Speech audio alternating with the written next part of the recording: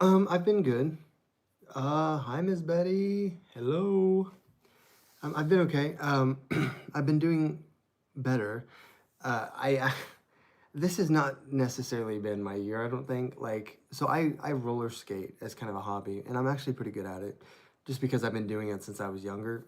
So I go to the skating rink every Saturday, and last Saturday, I fell, and I fell right on my butt. And you would have thought, oh, well, you probably hurt your tailbone. But actually, I think I got enough cushion back there that it protected my tailbone.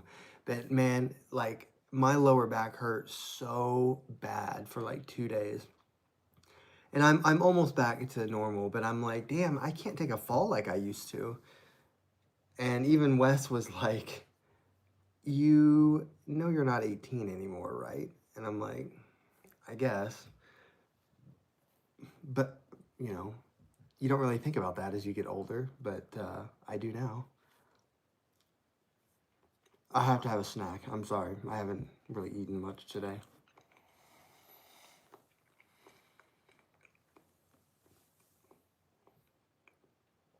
Now, it was my fault because I was trying to do some tricks, some fancy stuff like I see some of these younger guys doing. And I'm like, I can do that. And as it turns out, I can't.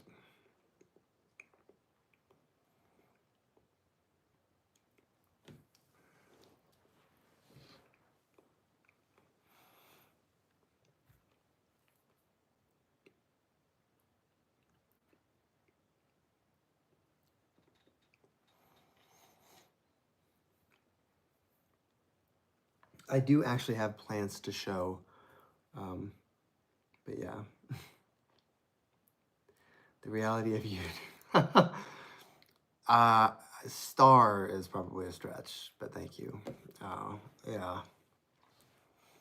I mean, the good news is, even if I hurt my back, I can still do YouTube videos. Actually, and I did record last night. I recorded 4 videos, so I think one of them goes live tomorrow, and that's going to be Arucaria or Arucaria, however you want to say it. You know, since it's almost Christmas and everything, it seemed like a fitting video to do. It's sitting on this table right off screen here just because I haven't moved it since I did the video. But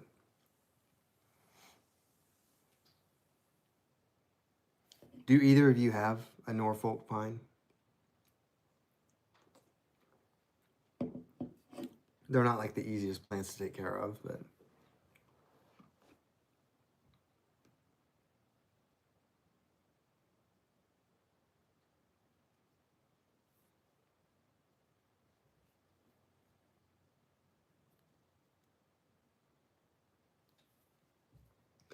I'm trying to remember exactly while you guys respond to that. I'm trying to think of what I was going to show you. There's several things that I've gotten recently that that I don't necessarily want to do a video on, but that I would still like to show you guys. And I went to a Secret Santa or dirty whatever it's called, white elephant. I went to a white elephant thing that had to do with plants, and I ended up scoring some cuttings, some random cuttings of just different plants. And normally I don't really like cuttings. I don't like starting from the very beginning like that. If I have a plant, I like it to be established, unless I'm the one that made the cuttings. But I went ahead and potted them, and actually, you might not be able to see them, but they are on this shelf here. Um, all my little one-shot leaves and things. But it was still fun. I brought a pretty good sized Aglaonema, and a couple got it, and they seemed pretty pleased with it. So it was a really pretty Aglaonema too. It's just I already have 2 other ones. So I did get one of the things I did get though was this begonia, and I think on the label that they put on it, it said it's a My Little Angel. So I'm not really like that good with begonias. I mean, this one's really pretty. It actually probably needs to be watered already, even though I just watered it. I'm going to set that right there so I remember to water that. But I've just had bad experience with like begonia rex. So I don't know. I don't think this is a rex though. I think this is a different species. I can't think of which one it would be necessarily, but Maculata, that's it. Thank you, Christian. Maculata. That's like the cane begonias, I believe. And if I'm not mistaken, cane begonias are the ones that are supposed to be a little bit easier to take care of because they're not quite as fragile as Rex begonia. But yeah, I don't know. It's really pretty though. Thank you to the person that got it for me. But yeah, we're gonna try it. Um, I did, what else? Another cutting I got was this little fuzzy petiole philodendron, which is pretty cool. I never really thought about getting one of these, but it's kind of neat. And I got this guy. Maculata can live for decades. That's what I've heard. I've heard that if you take good care of him, it's one of those plants that'll last a really long time. I'm not 100% sure what this is, if somebody can identify it for me. I don't know if this is an anthurium or maybe an alocasia, but it's a tiny little cutting. It's really pretty. We'll see if I can keep it really pretty. Let me get a closer look of that leaf there while I take a bite of this banana.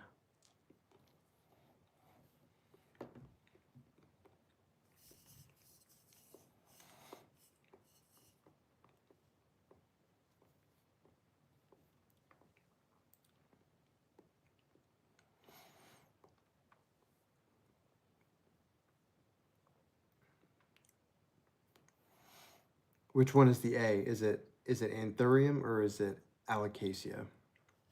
I feel like it could be either one, but it is an anthurium. Okay. Immaculata would be good in water just because I know that they tend to prefer like a little conditions that are a little bit wetter. So, well, we'll see what I can do with this. I mean, we'll see how big it gets. Oh, let me put that back and let me leave that. And the other cuttings were pretty standard. Another plant that I got recently, actually I got this yesterday. This is a an Aeschynanthus Mona Lisa, which I've heard of the Mona Lisa, but I've never actually had one. And it's supposed to have really pretty flowers on it if you can get it to flower. So this was a nice replacement for my Pink Passion lipstick plant that I had a year or two ago that didn't make it. But yeah, nice pretty bright leaves, I think. Now, if I can just get it to flower, we'll be good. Oh, I can get that back on there.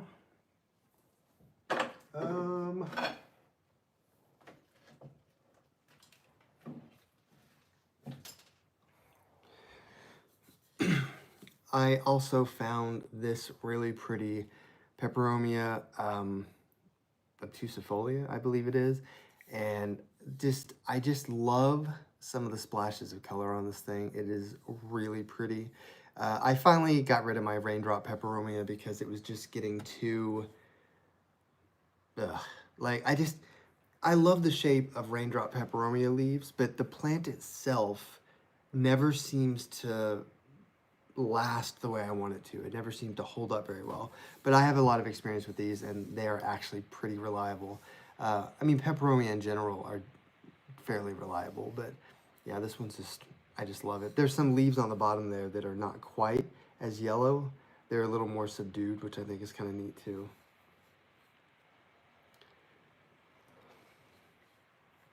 The red edge one, is that the one that has the leaves that are like longer, or am I thinking of a different one?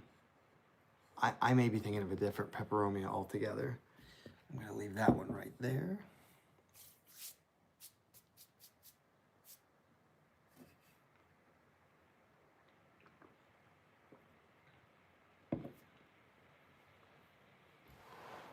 I'm going to grab this one. I found this at a greenhouse. This is the, is this the Xanadu? I think this is the Xanadu, Thematophyllum. And I was wanting one like this just because I like that the leaves are a little bit shorter. and I like that this is bushy. So obviously we'll hear this called philodendron a lot, philodendron xanadu, but it is actually Thaumatophyllum. And I don't know, I kind of like that look of that bushy plant with those interesting like serrated leaves and everything. Christian says it's the same but dark green with dark red edges. Huh, that would be pretty. I don't know if I've ever seen that one in a greenhouse before, but I guess there's a lot of stuff I haven't seen in the greenhouse.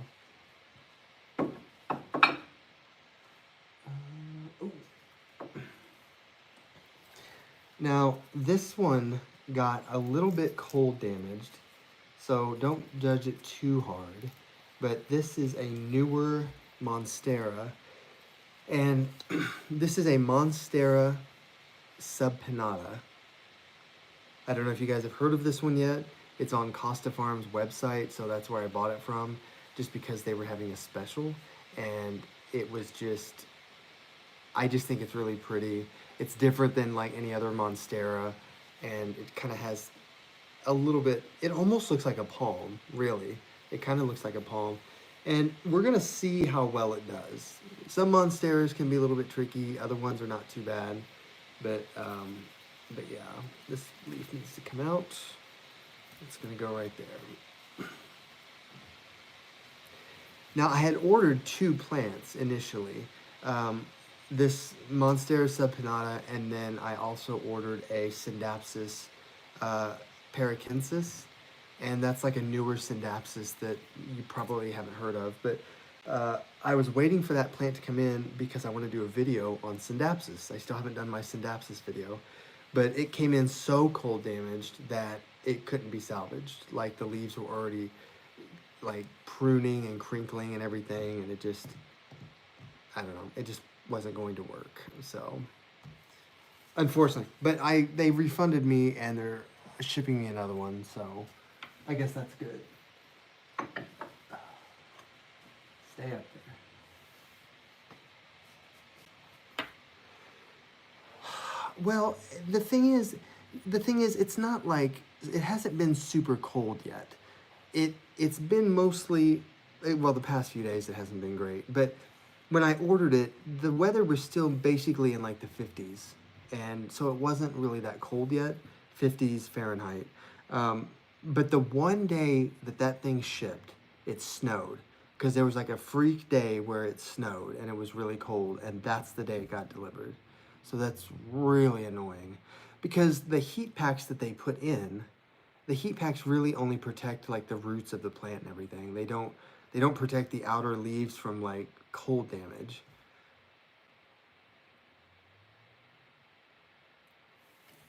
It's also like, I don't know why they ran that deal in like when we were approaching winter. Like the deal was, I think it was 20% off when you ordered plants. Like, why are they doing that now?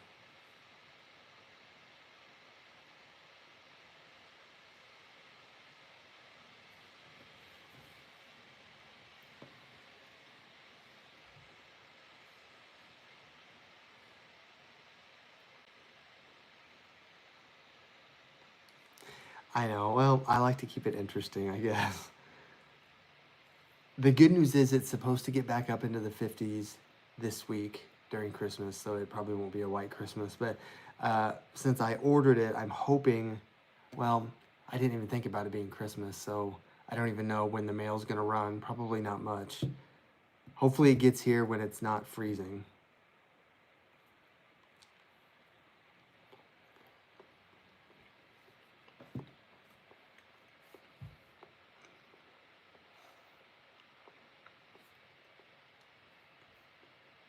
Well, it's Costa Farms, so I don't know. I mean, I know they have all those greenhouses down in Florida, but I don't know if they were just trying to get on the Black Friday train or what they were doing, but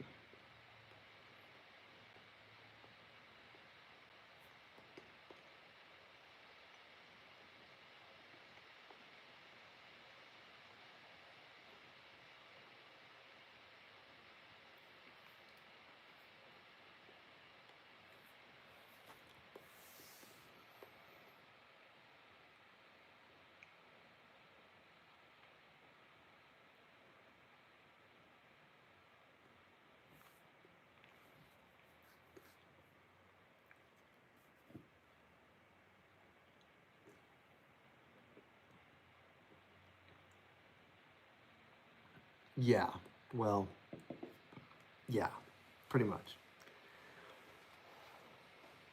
I mean, I don't know, it's just unfortunate. I've been putting off that video for so long because I wanted to have the right plants for it. And actually, Araucaria goes live tomorrow, and I have one more cactus and Zamioculcas, and Syndapsis, and then that's it. So we're getting close to the end of that little journey, but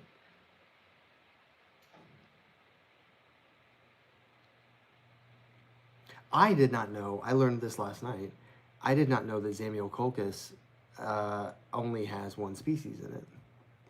So that was kind of news to me. I mean, I know there's different varieties, but they're all um, Zamia, what is it, Zamiifolia, I believe.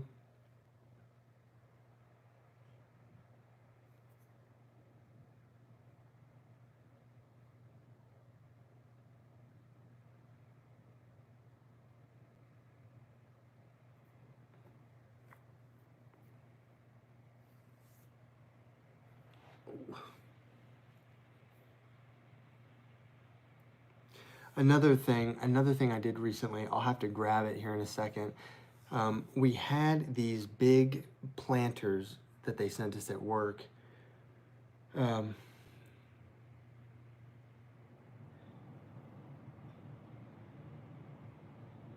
oh, okay. Yeah, well, yeah, that would be the best time to wait, really, would be spring. I was just hoping I could sneak it in somehow before it got too cold. But we got these planters in, and it's a big bowl, and it had um, English ivy, it had epiprimnum, I think it's marble queen, and it had a big poinsettia in the middle. And the poinsettia ended up dying because, of course, poinsettias are thirsty, and um, they didn't get watered enough, I guess. So they were going to throw the whole thing away. I'm like, why would you throw it away? It's still got a lot of good plants in it. So I ended up just buying it for, I think, $2, and it was originally 24. And so I repotted. Let me see if I can grab them without breaking my back. I repotted the marble queens that came in it, just in this like nice little rectangle window planter, and the ivy I ended up just leaving in the bowl because there's so much of it. And I'm not the biggest fan of English ivy necessarily, but I'm also a glutton for punishment. And for some reason, there are just certain plants for me personally that are so pretty, and I always just end up buying them again, even if I don't have good luck with them. And ivy is one of them. I just think there's so many cool varieties of Hedera that, yeah.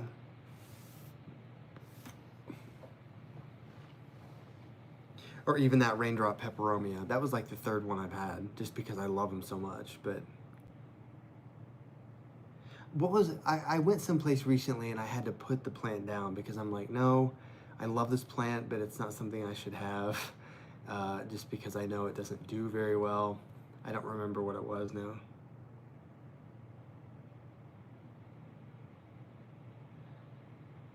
Yeah, you just sort of have to get into a good groove with them because they don't really indicate what's wrong most of the time, and they get spider mites. That's just kind of what they do too. But normally when I water mine, I shower them. Like I just go ahead and spray them off every time just to kind of as a preventative measure so I don't get spider mites. They are raindrop peperomia. They I don't know if it's the specific watering that they need, but the leaves just start to not do so well, and the new growth kind of comes in weird. And it was getting plenty of light, so it wasn't a light issue. I think it's just they need a very specific type of watering that I just haven't figured out yet. No problem, Miss Betty. We'll see you in a second.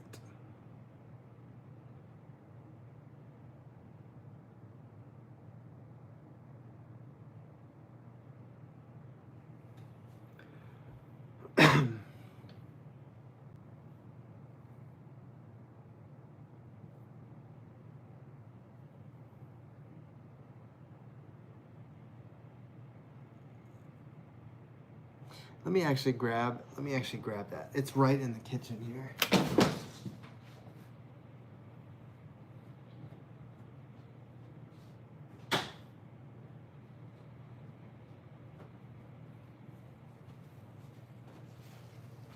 Wow.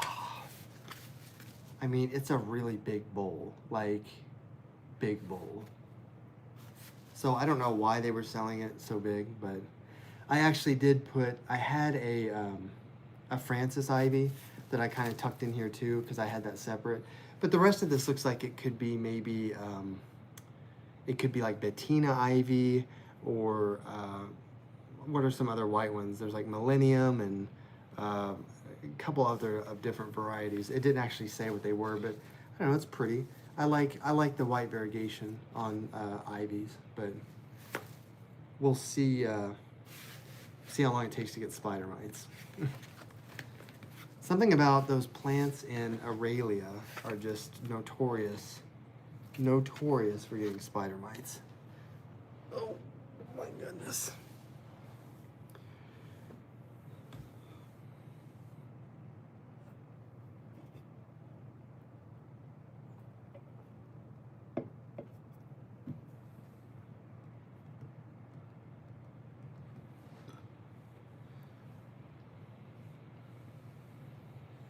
Really, I didn't know that, actually. I didn't know that they could revert.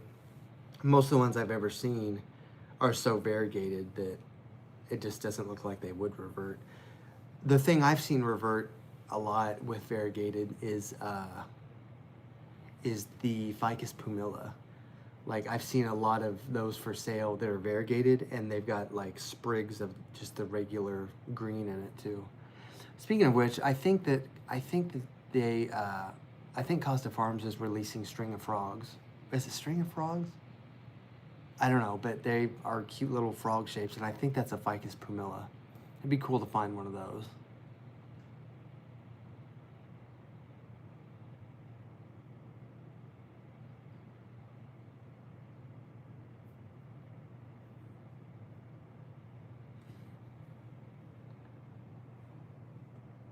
I did get, for all the Hoya fans out there, I did get another Hoya. And I try not to do that, but, you know, I did. So I'll show you what it is.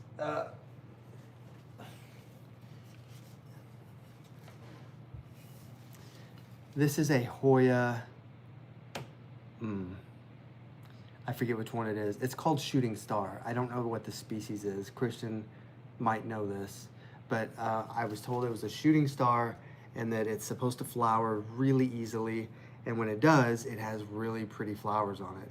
So since I got my obovata to flower, that's been a few months ago now, I thought, well, maybe I can get another Hoya to flower. Maybe I'll have good luck with it.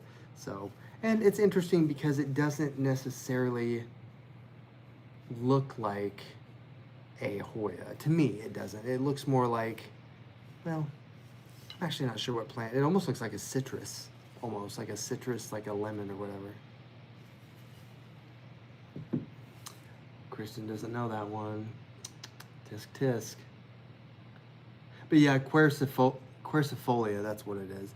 But I thought it was, for some reason I thought it was a subset of Ficus pumila, but I could be wrong about that. I can, however, let's see if I can find Hoya.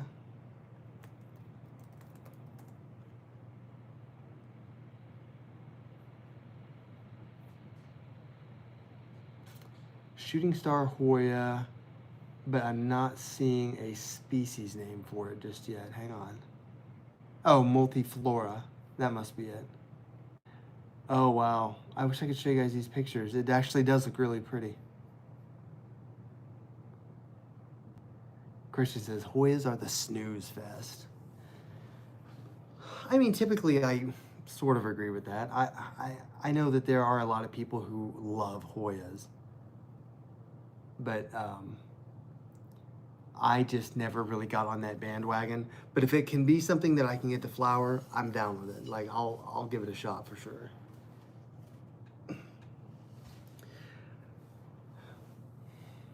Hi, Ginger. Ginger says, I just killed a cyclamen.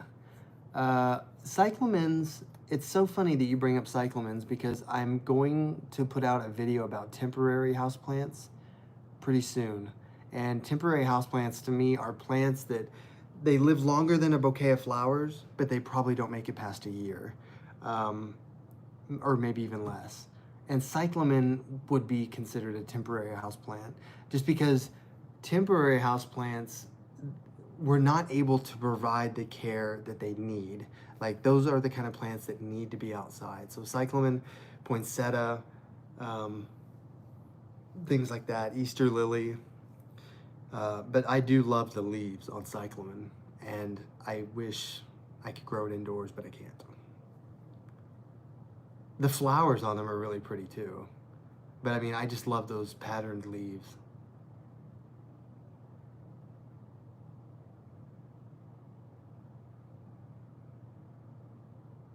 It may need a cold rest period.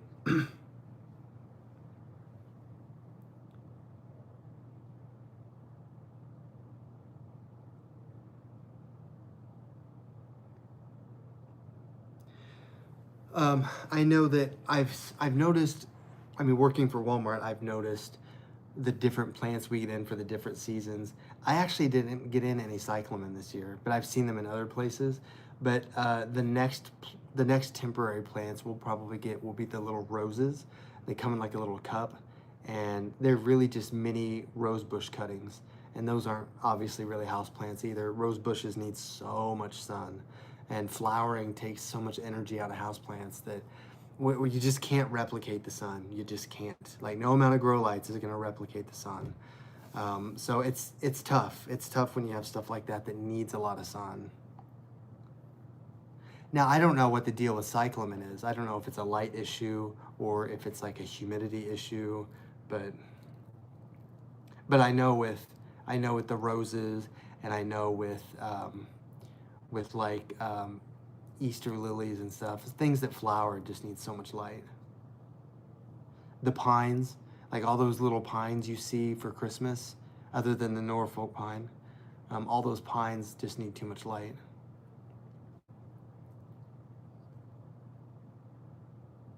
Can you imagine though being able to grow your own Christmas tree? That'd be kind of cool.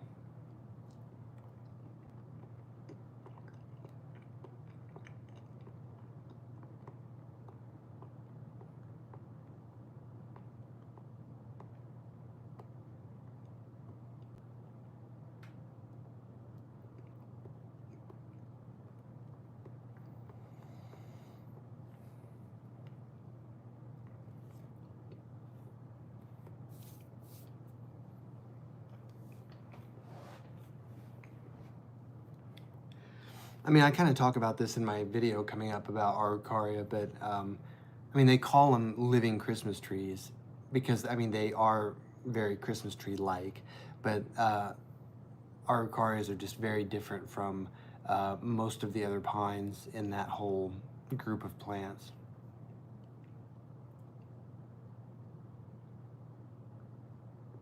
Oh, okay. So then with that rosemary, do you keep it like pruned? Do you feel like you have to, well, I mean, especially if you wanted to actually use it, if you wanted to have rosemary on something.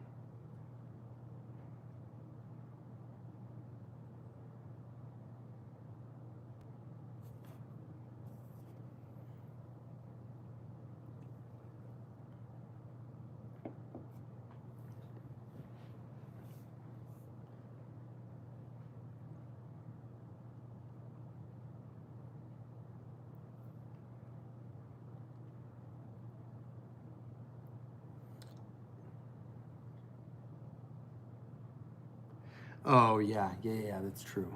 That's true.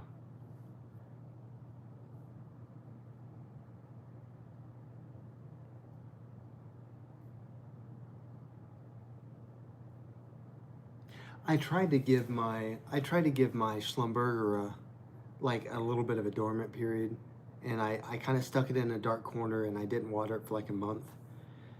But I don't think it's gonna flower. I think either I didn't do it long enough or I didn't help it bounce back enough. Or maybe I should have fertilized it. That's probably what I should have done, given it some flowering fertilizer. But I could probably still do it. I mean, it's still blooming season for Schlumbergera, but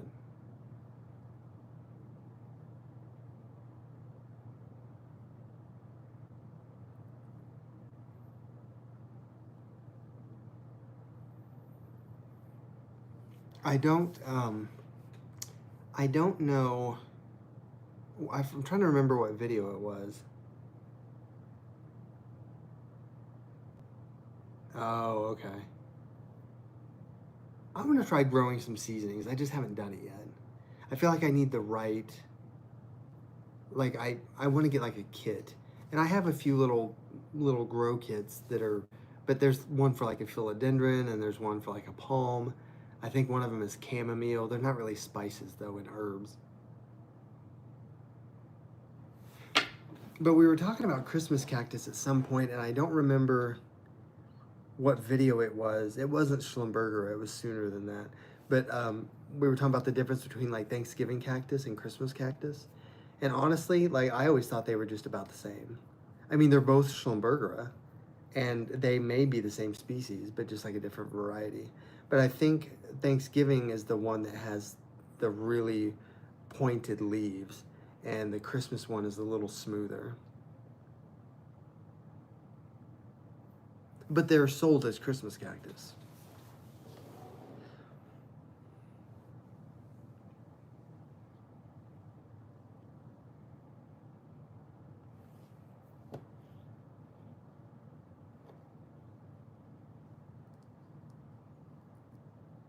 One of those little kits I had a sunflower, like it was sunflowers, and it was pretty thirsty too. I was kind of surprised how much water that actually needed. Merlin, come here, Merlin. Come here, Mouse. I have a cat on the table. I'm trying to get him to come over here. Come here. He's not buying it. Oh well, he might come over here in a minute.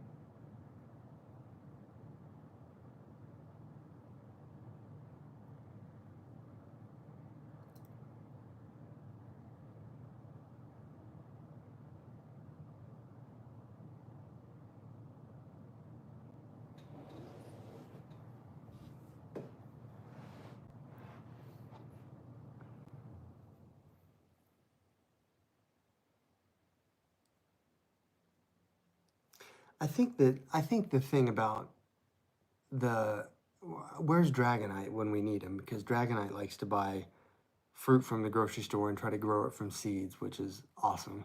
But I think my thing with like growing spices and stuff, I would want a place to like use them. I don't really cook a whole lot. So I would want to grow something that I would actually maybe put in something. I don't know what that would be though. Like I don't even know what, for example, like I don't even know what sage is used in. I mean, I know what sage is, but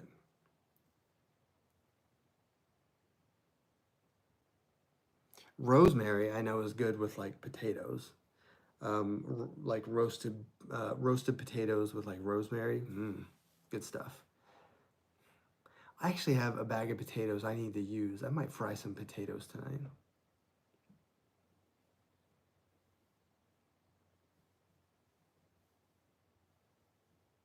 Oh, okay. That makes sense, I guess.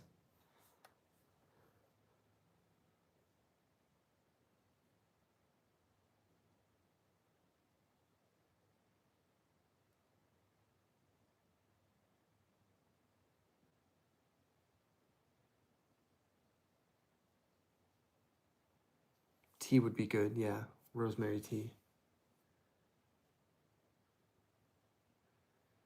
Miss Betty, we need to figure out a way to grow peppermint and have it produce actual peppermint candy. If you can get it to do that, you're going to be a millionaire. Especially if it's those little dinner mints, like the ones that kind of dissolve in your mouth. Those are really good.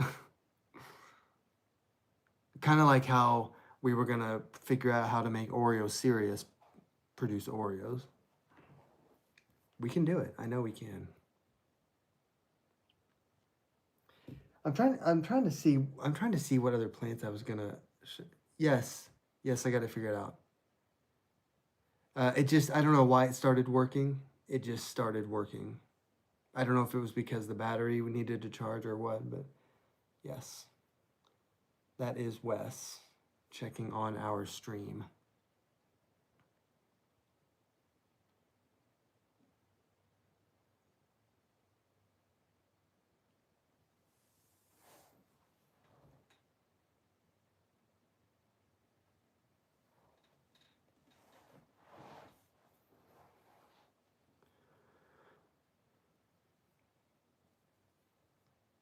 I guess I can go ahead and spoil this. I mean, we're gonna have a video. You have to make a peppermint toil.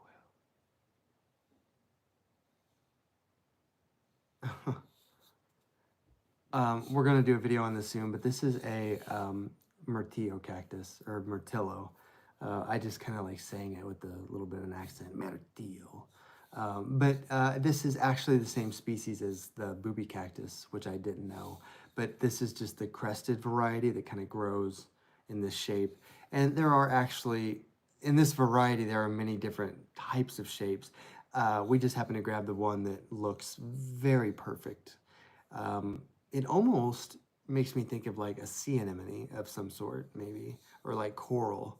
But yeah, it's pretty cool. I'm kind of excited to see what it does as it ages. But really, this type, this variety is it is a genetic mutation because initially Myrtillo cactus or Myrtillo cactus is what it's called. It used to be called Myrtillo cereus, and it got kind of absorbed into Myrtillo cactus for whatever reason. But typically when you have cereus on the end of a cactus genus name, it means that it's a column cactus and it grows tall, which of course the booby cactus, it does grow tall. I'm calling it that. That's actually what it's called. I'm not making that up. Um, but yeah, it geometrizans, I believe, is the species name. Myrtillo cactus geometrizans. Oh yeah, Christian, I've got plenty of light. Light's not the issue. The issue is remembering to water it. Which if I kept it by my kitchen sink, I could probably do that. Wes says he's editing that video tonight because I just recorded it last night. So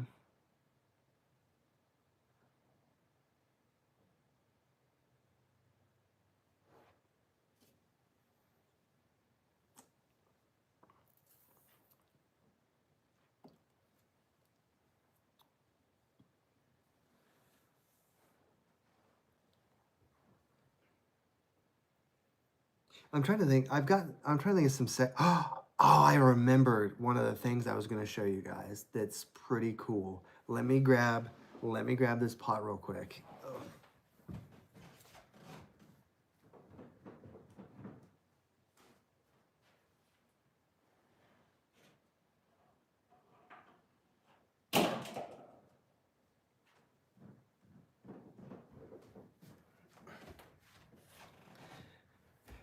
So, if you guys remember me doing this. Uh-oh, wait, there's Dragonite. Dylan, I had a dream that I had to mail something at the post office and you were the guy behind the counter and you made me stand there counting exact change for whatever it was that I had to mail. Well, you're not going to shortchange me. I need the monies.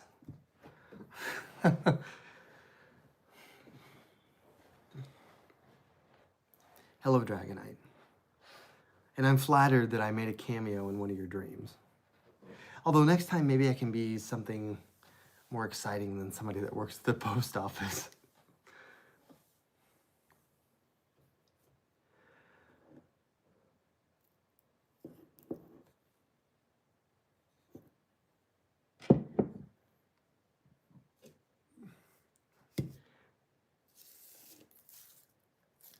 Merlin. Come here, Merlin.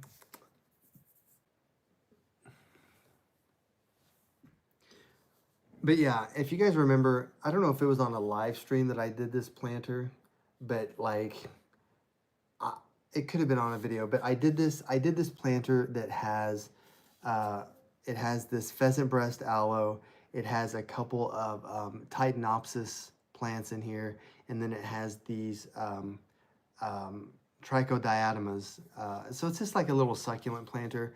But I went down to look at it the other day, and look, there's a tiny little pink flower right there coming out of that trichodiatoma. Now that's, to me, I was just thought that was the coolest thing. Like I didn't think that that would actually flower. It's got another one coming up. I was hoping that it would open before this video, but it's not going to. But yeah, I'm just so excited that it's doing well. And I looked inside the crook of this aloe, and I don't know if you guys can see it, but I'm pretty sure that's a flower that's going to pop out of that thing. You see that kind of tendrily thing in the middle? I'm almost certain that's going to be a flower. So, I don't know. That's pretty cool too. I don't know what the flower is going to look like. I think a pheasant breast aloe is a hybrid, so I don't know.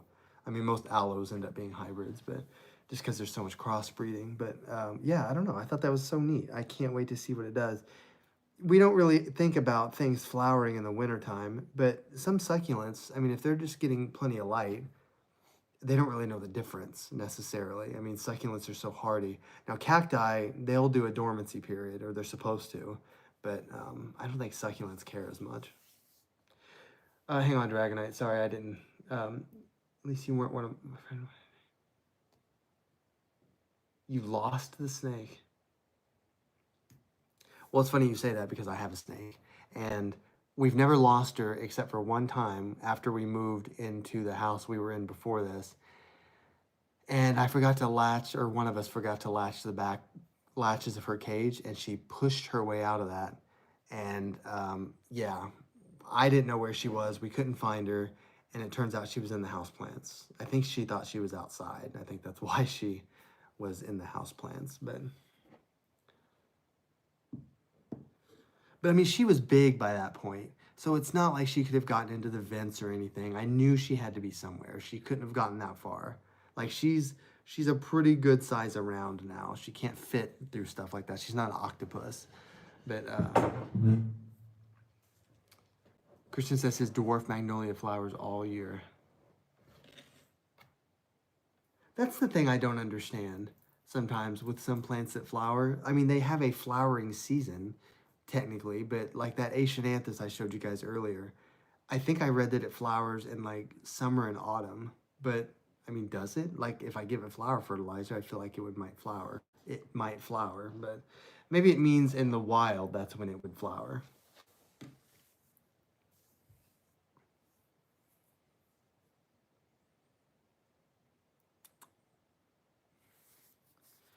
I'm trying to get Merlin to come over here so that you guys can see him. He's gotten so big.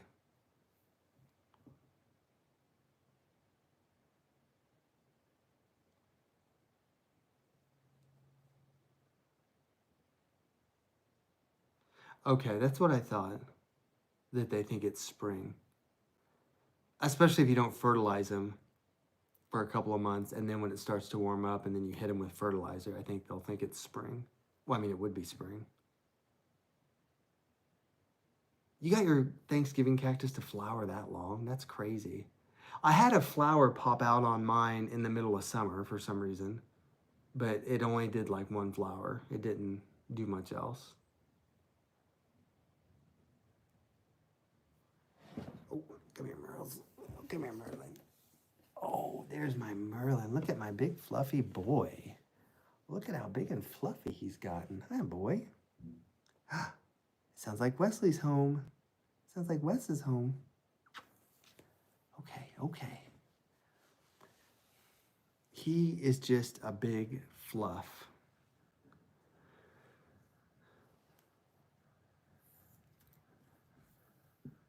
Quit that. I hadn't heard of it, but I saw it in a little succulent cup. And at the time, I just thought it looked like, the little spines on it reminded me of stars. Like it looked like a little starry plant, and I just thought that was cool. And when I looked into it, it was trichodiatoma. So, too bad it wasn't flowering when I did my video on trichodiatoma, but that's okay.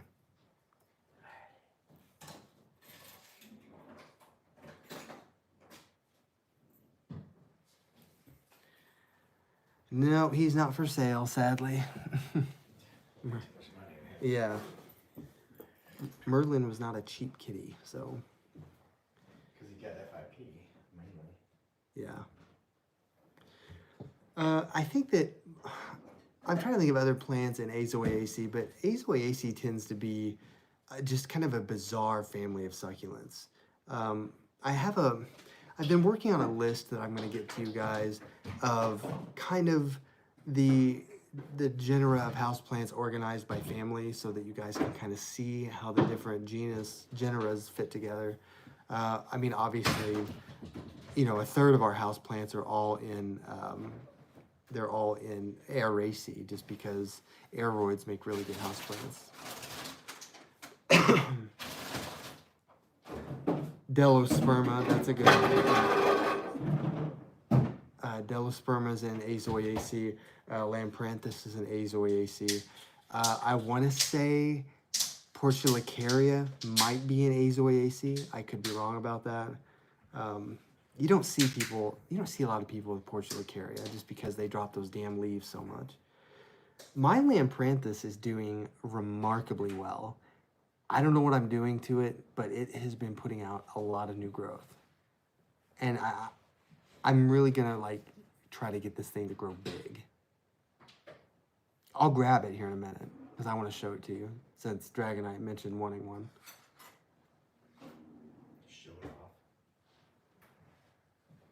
I saw someone in my town selling lithips on Facebook Marketplace recently, and I was this close to getting one restrained only by the fact that I don't have much more space. I mean, lithips don't take up a lot of room. I don't have good luck with lithips, really. Lithips, they're so hardy, but they're so hardy that you forget them and then they die because they're so small. But let me know when you come back up. Can you grab a plant for me? What? Let me know when you come back up. Can you grab a plant for me? Yeah. Okay. Christian says Portulacaria is in your trash bin. Yes, it is. I don't know. Did I throw that away or did I give it away? I don't remember, but it wasn't doing what I wanted it to do, so I got rid of it. I did the video on it, obviously, but Portulacaria is kind of in that group of succulents that they need more water. They're just not quite as hardy as other succulents.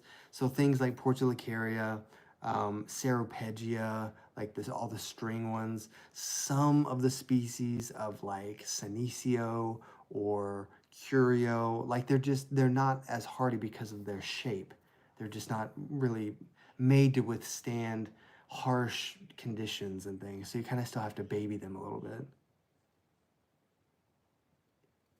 You pushing all those hearts.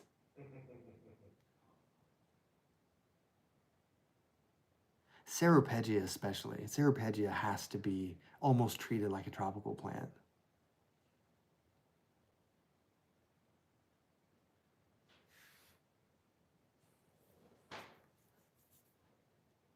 I feel a sneeze coming on. Ooh, thank you. Well, I said thank you. Nobody said bless you, but we have a Mesembryanthemum. Yes, I had to look how to spell that. And thank you. Constantly looks like it's on the verge of death, except for a few short weeks in the summer when it blooms. Huh. I'll have to look that up. I haven't seen that.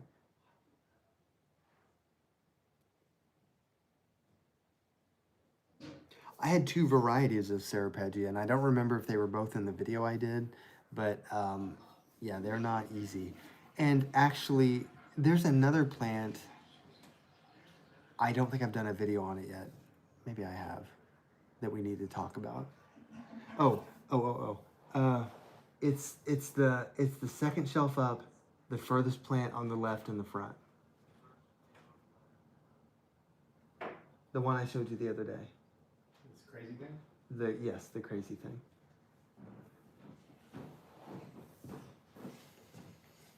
Thank you. Here is my Lampranthus. Ooh, it's cold. It's a little cold. Well, it's right by the wall. It's like 6 degrees outside. Is it really? Well, it's pretty cold. Okay, well, I might move this because it's kind of cold. Anyway, yeah, so it's gotten pretty big, and really, it's gonna take on the shape of sort of a bonsai as it gets older, and I'm kind of excited for that. It already looks bonsai-esque if you kind of look in the center here, but yeah, it does tend to drop leaves. They sort of crinkle up if you're not staying on top of the watering, but it does seem to be replacing them pretty readily. So I haven't been too disappointed. It's actually starting to kind of drape a little bit, which is cool. But sea woody eye are not easy because they don't like the care you'd think by looking at them. Yeah. Yeah, I don't think I would try Ceropegia again, honestly, because those plants were not cheap. They were not cheap and they did not do very well. I probably will shape the Lampranthus. I'm gonna wait a little bit longer. I just want to see what else it's gonna do first, and then I might trim it up a little bit.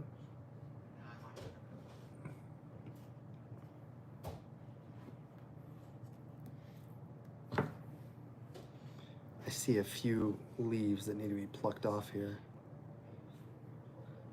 I don't know if you guys have ever held like a medium-sized like jade plant, like any sort of crassula that's gotten pretty big, and when you like move it, it kind of has that rubbery sort of weird wavy feel to it. That's what this is starting to get. Like when I move it, it has kind of that jiggle to it, like Jello. So I don't know. I think that's kind of cool, but. What is that? I have some Ceropegia lining some pots allowed to cover the bare spaces. Oh, that's not a bad idea. As long as it's not... Yeah, no, that makes sense. Actually, Christian, I think I may have a cutting. Oops.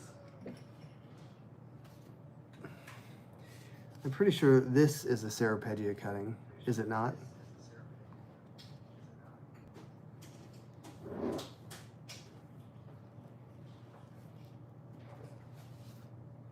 I'm almost certain that's Ceropegia.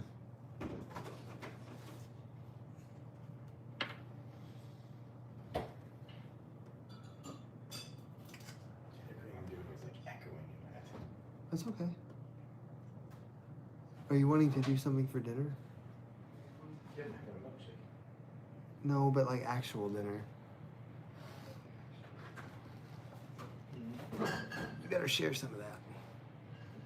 Should need to put the mute on for a second. Oh, it is a Hoya, isn't it? Okay, how do I do that?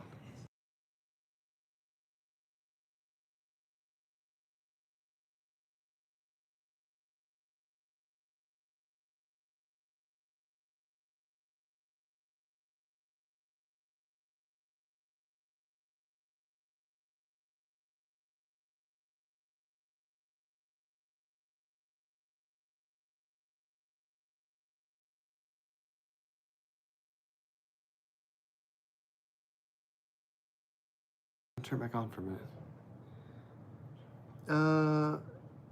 That is a Hoya. Looks like a Hoya. Smells like a Hoya. Yeah. No, that name sounds familiar, actually. Okay, you want me to mute it again?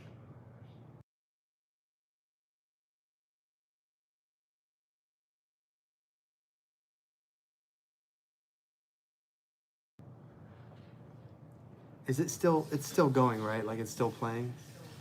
Yeah, it is, okay. What's still playing? Well, it's just, it's frozen on my computer. Oh, there's Athena. I can hear it going. What are you doing, baby? What are you doing, little baby? Well, Athena had to come say hi, of course. Here, get down, baby. Get down. Athena? Yeah.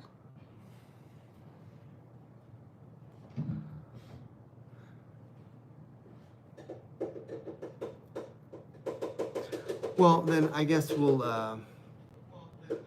I guess we'll just see what it does. It was just one of those little cuttings that came in my little Secret Santa thing. So, oh, was this the ice cream you bought? Yeah.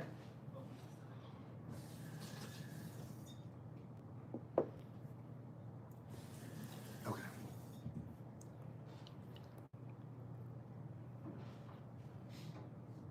Let me refresh. I'm going to refresh this.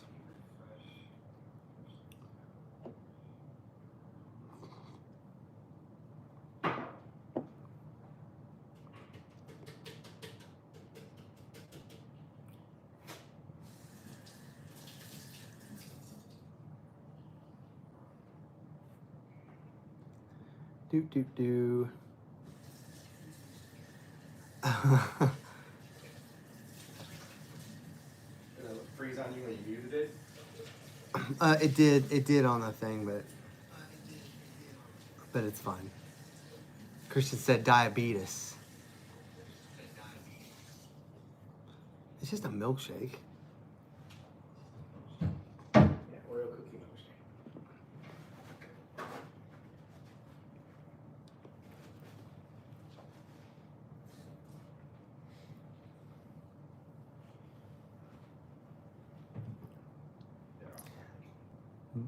What is it?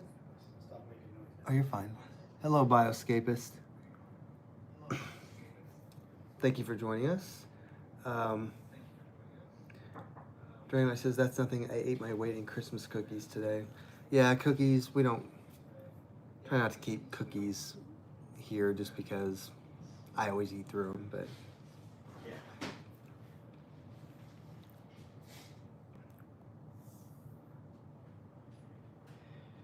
also, I meant to say I hope everybody is having a good holiday season. And it's a little chaotic, but it's okay.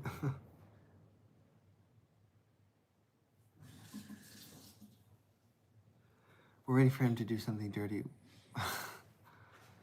Now. Why is this thing being so slow?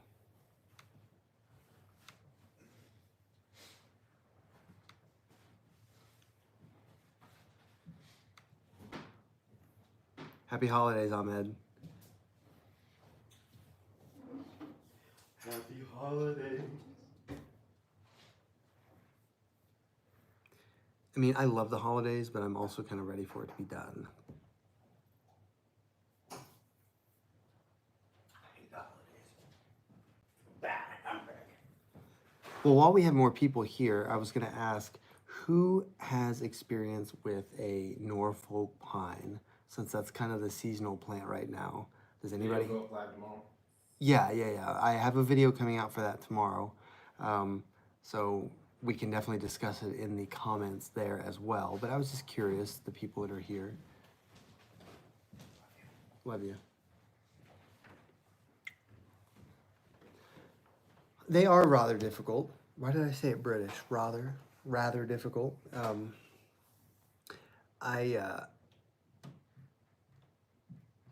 I have noticed that they are a higher level of difficulty, but they're not so difficult as maybe ferns. But yeah, Bioscapists, we're talking about the Norfolk pine. Araucaria is the genus name. It is actually the only pine that can be kept as a houseplant. So I'll talk more about that in the video tomorrow. But it is in the phylum Pinophyta, which is we don't visit that very much, just because most pines need so much sun. Typically, and I mean, the Norfolk pine is no different. It does need a lot of sun. So if you have like a sunny window, you really should probably put it in there. But interestingly enough, they're from a little island off the coast of Australia, and that's the only place that they grow naturally. So I don't know, kind of neat. And mine is pretty big, not because I've grown it big, but because I bought it big. I can actually, let me grab it because it's right here.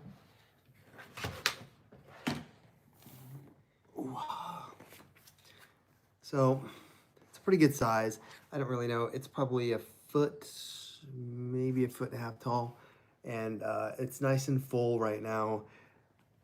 We'll see if that lasts. But yeah, it's just so soft. Like you touch these and they're really soft. I like that. But the interior part, be careful, you will stab yourself. There are some really sharp points in the interior of these things. It's not a million of them, but there are a few. They, I bought it. It was $9. They marked them down to $9, down from like 20 or something. So I bought one, but yeah, there were a few left. Just because I don't think the average person knows that you can keep these all year long. Like I think a lot of people look at these like, oh, well, I'll have it for Christmas and then I'll throw it away. When really you can keep these all year long. I think they're easier to keep all year long than poinsettias.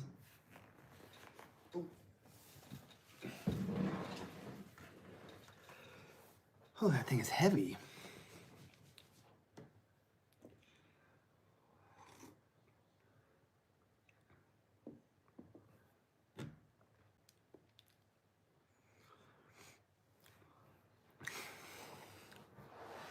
Yeah, actually, we were talking about that earlier about some temporary house plants that we see during the holidays, like cyclamen and Easter lilies and roses. They just they need so much light, and there is no replicating that. You can't replicate the light that a plant gets from the sun, not only in the intensity, but in the amount of time that it's outside. And flowering plants, especially, they just need so much light. So yeah, avocado. I mean, another plant, two other plants that I can think of that I really love that I wish you could keep inside are jasmine and gardenia, but they take so much light. And gardenias are pest magnets. Like they just, I don't know, they get pests so easily. But mine inside it hasn't died yet. Well, we haven't gotten to the cold part of the year yet, so cold part of the season, I should say. Hello, Athena. Also, now that there's more people here, I'll tell you the story about what happened last weekend. Um, I roller skate as a hobby, and I fell last week and busted my butt. And I've been skating for a really long time. I'm pretty good at it, I think. And I was trying to do some tricks, and my feet got out from under me, and I effed my lower back up pretty good, and like it hurt for a couple of days. I couldn't even sit or lay down. So I've almost fully recovered now, but it's just funny because like Wes was like, you know, you're not 18 anymore, right? You can't take falls like that anymore. So yeah, that was fun. It's been fun trying to work on that, like work while having that.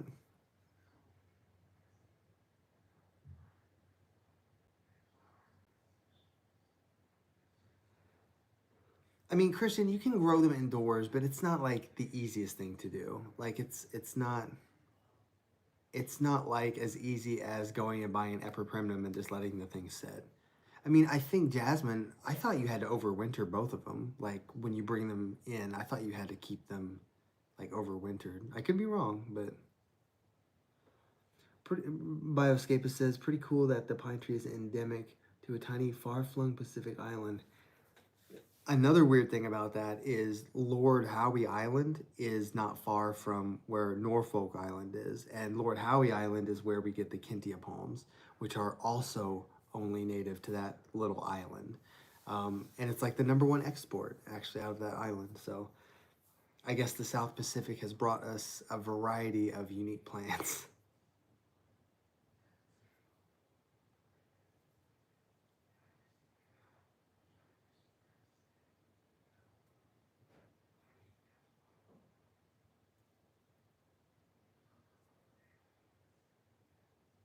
And geckos, Bioscapist says.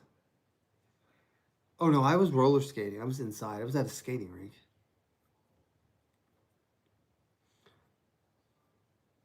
A body shaped hole.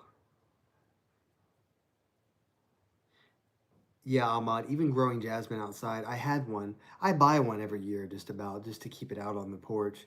But it did need a lot of water, even being outside. Of course, it doesn't rain a whole lot here. But yeah, they're just, I love the smell of the flowers. And they're just so tiny. And how can something so tiny be so fragrant? I don't know. But they're beautiful. I love them. I love them.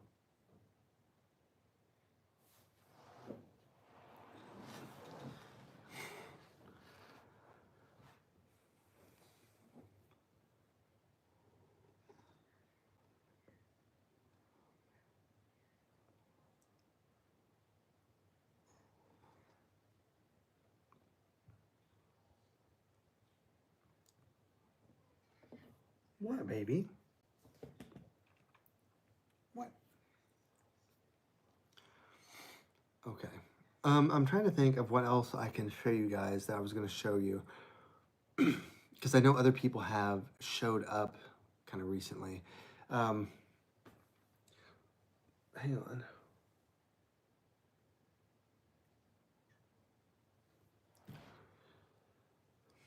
Christian says, set up a grow cabinet just for jasmine. That's actually not a bad idea. Honestly, that's not a bad idea. Just having a cabinet where you can really control the humidity and the light and the heat and everything, and really just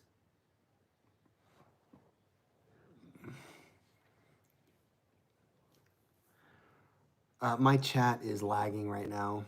Ahmad, I saw I saw what you said about repotting shock. Certain plants don't really get shock from it, and then other ones, like Hoyas don't really like being transplanted. Hoyas have very sensitive roots that they get kind of annoyed when you repot them. But your best bet is just to don't like mess with the root ball too much. And when you're repotting it, don't squish the roots too much. Like obviously, I try to fill in the edge of where the space is in the pot and the root ball, but I try not to like really hammer it in there to make those roots move around.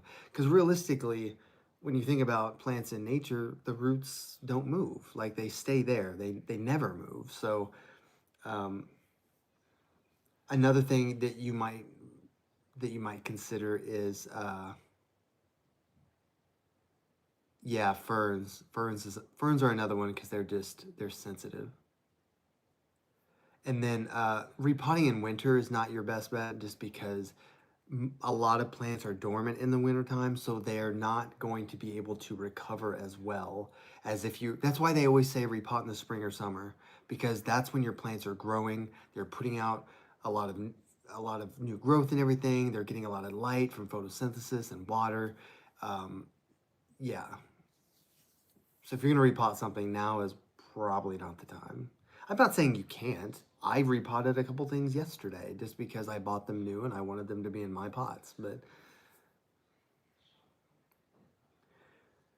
Dragonite said, we bring our gardenia indoors every winter and it's doing okay. Sits by a big window all day and it needs to be watered like 3 times a week in winter. And basically every day outside in the summer.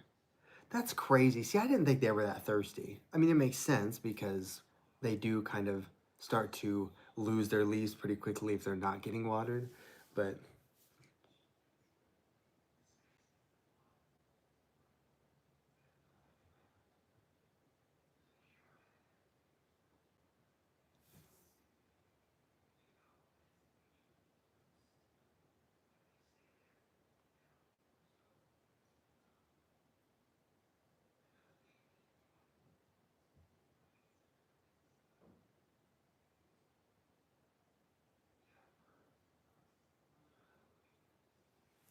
is that current?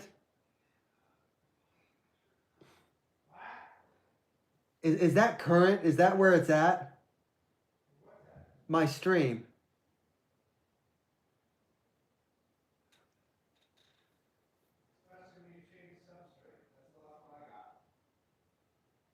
Well, I could hear my video was pretty far behind.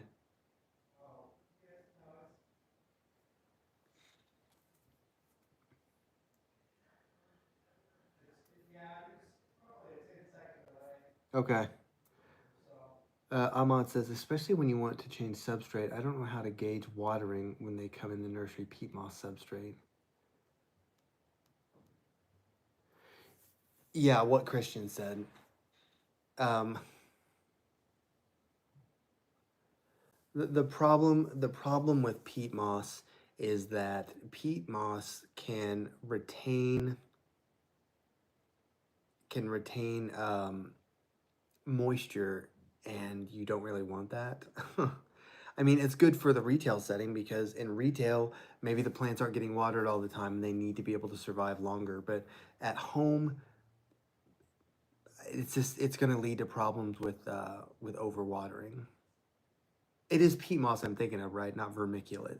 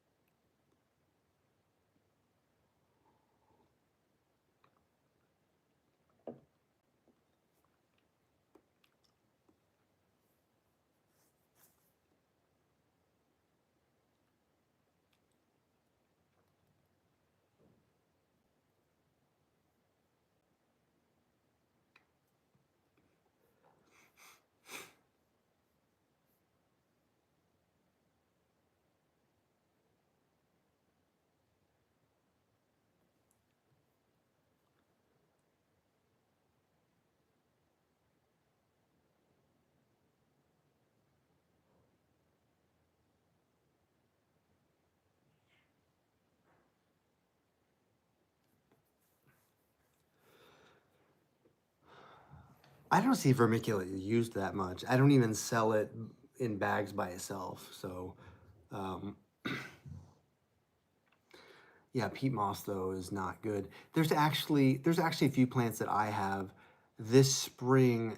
Like I didn't necessarily get rid of the old substrate when I repotted them, and for some reason, some of these plants have a really hard time retaining water. And I don't think it's peat moss. It's something.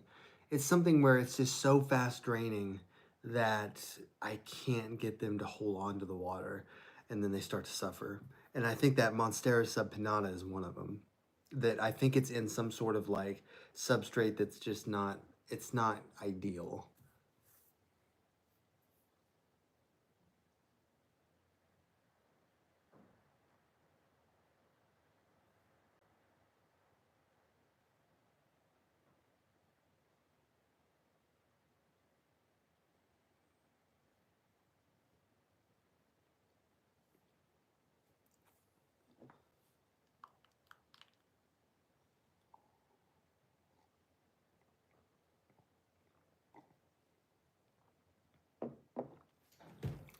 Don't start with me, Christian.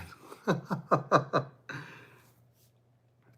lot of my plants that are in terracotta do just fine, but there are certain ones, and they're not even like thirsty plants necessarily. Like I get it if I had a calathea in a terracotta pot, but also for those of you who missed this earlier, I did order a new plant online. Yes, I ordered a plant online, and it is a Monstera subpinnata, and it's a pretty cool looking plant.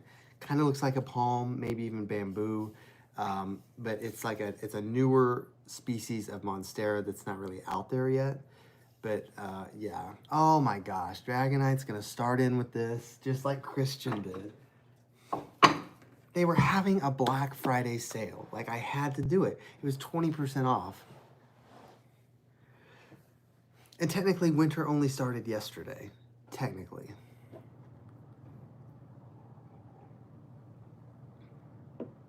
You guys are mean.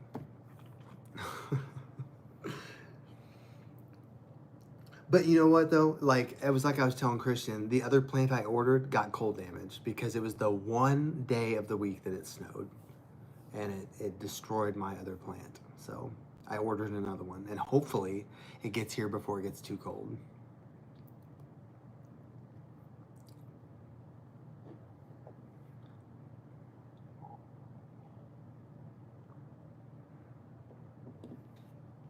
It is tragic because it's a Syndapsis paracensis, and I've been waiting for that plant to come in so that I can do my Syndapsis video.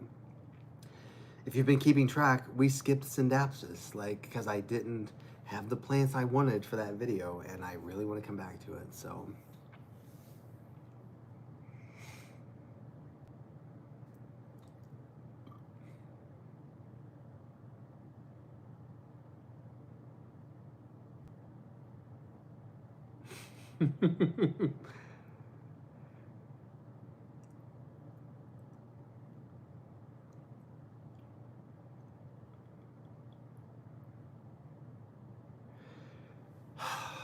So, Ahmad, I was thinking about that recently, about how my hair changes so much. I feel like my hair just changes that much on its own. I finally cut it yesterday, so any videos that come out with this hair are pretty recent. But yeah. So, I mean, I do post them out of sequence sometimes because I'll record a video and then there'll be other videos I want to do first that I haven't recorded yet, and I'll end up just waiting to post it. So, I know, for example, what just came out recently? What video did I post recently? I don't remember the last one I did, but I'm pretty sure I still had longer hair. But the next few are going to be brand new. Actually, no, there is one that I think I've recorded the video for Zamia. If you guys know what Zamia is, it may be a plant you've never heard of, but I was waiting to do Zamia until second to last of our plant care videos, and so my hair will be something completely different. Who knows? Will it be spiked? Will it be permed? Will it be long? I don't know.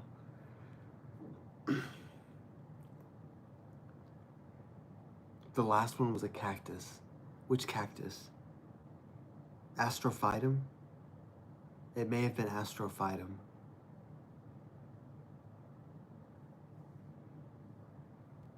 It was Astrophytum. And Ag X NT says ordering winter growing bulbs during Christmas. Yeah, well.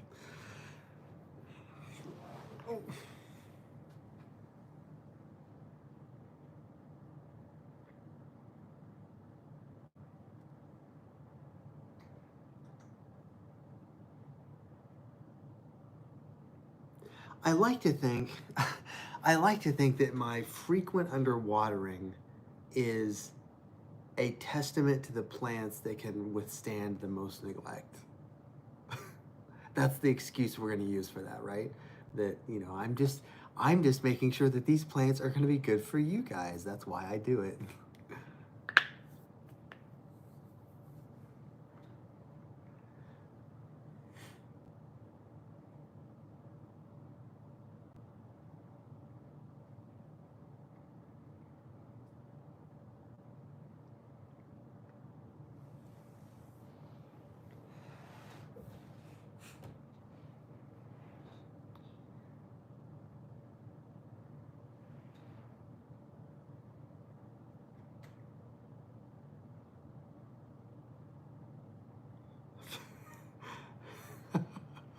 The heat miser. That's such a cool word, miser.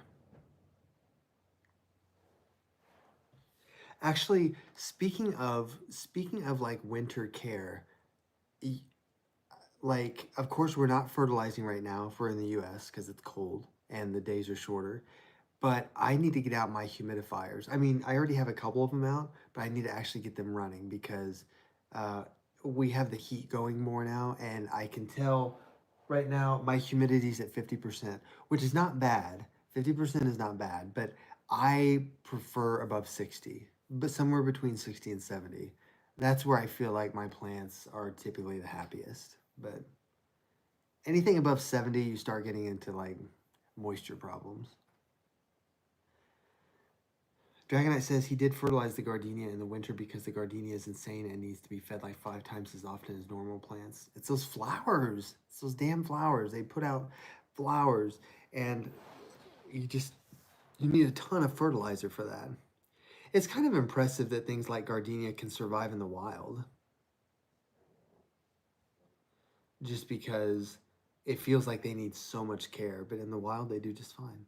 But they do okay in places like Florida. That's why. Enjoy your moldy walls, Christian says. Yeah, above 70, you start getting into mold and stuff. But it's hard to get above 70. Like it really is. You have to be in like a bathroom or something to get your humidity that high.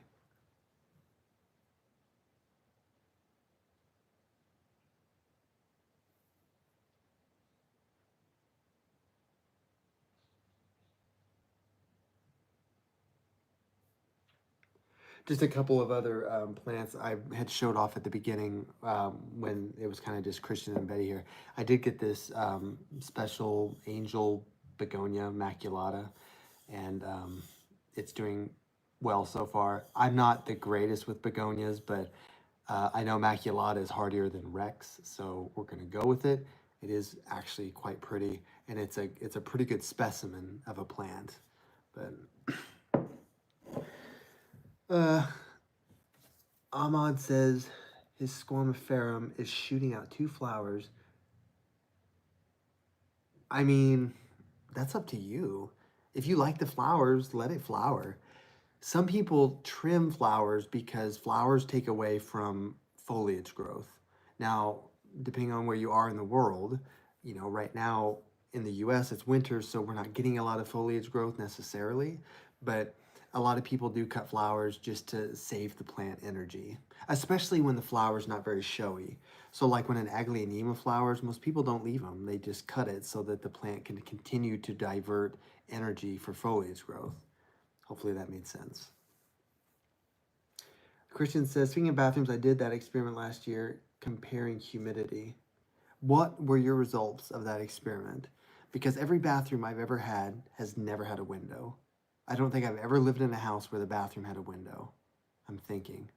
No, there was one, but it was in the shower, so you couldn't get light from it.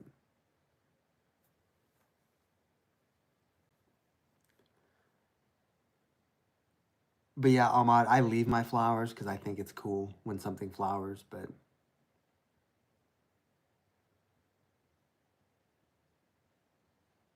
another one of the plants I showed earlier, in case you guys didn't see it, was the Peperomia obtusifolia that has really beautiful variegation. Look at that.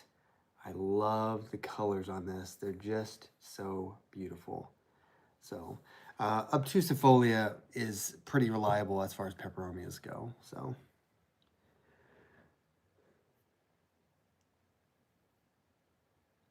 yeah, it's got to be a really small bathroom. Like we don't realize how quickly humidity gets away in a large space. So,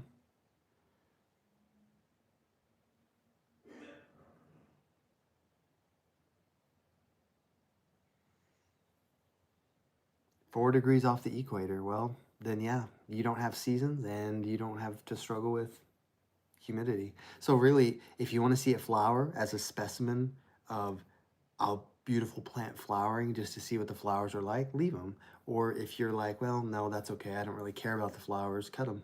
It's not going to hurt the plant if you cut the flowers. It's just,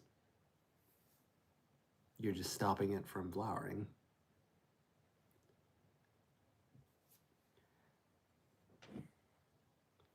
And then I don't know if we talked, if some of you were here when we were talking about the Myrtillo cactus. The video for this is coming out this week. I'm doing Araucaria first since it's almost Christmas, and then this one will probably be next. So, pretty cool cactus. Somebody had requested that I do more cacti, and I don't remember who that was, but I've been trying to sprinkle some more in there.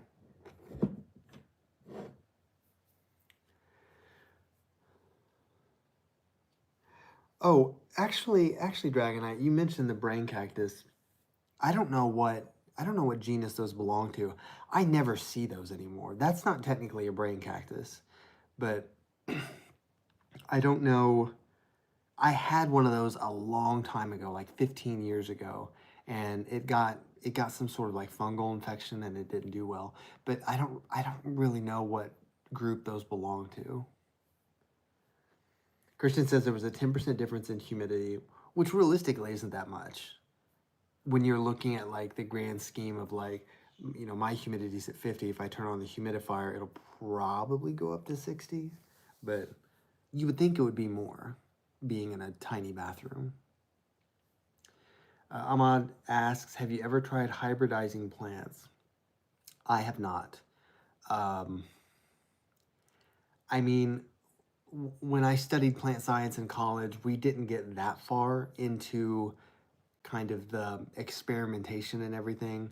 A lot of the experiments we did in my final class were more based on how plants react to different stimuli, um, things like that. So like, we had four of the same plant, and it was like a squash plant or something, and depending on which pot it was, determined what sort of salt mixture we poured in. So like the first one we poured in just water. The second one was 25% salt. The third one was 50% salt, 75% salt, just to see how salinity changes the environment of the soil and makes it hydrophilic so that it sucks all of the moisture out of the plant and basically kills it. But yeah, I just have never gotten into hybridizing. Yeah, Christian, that's true. 10% can be the difference between your fern doing well and your fern having brown tips. I don't think a lot of aeroids are that picky, though. There are some that are. Homalamina, for instance.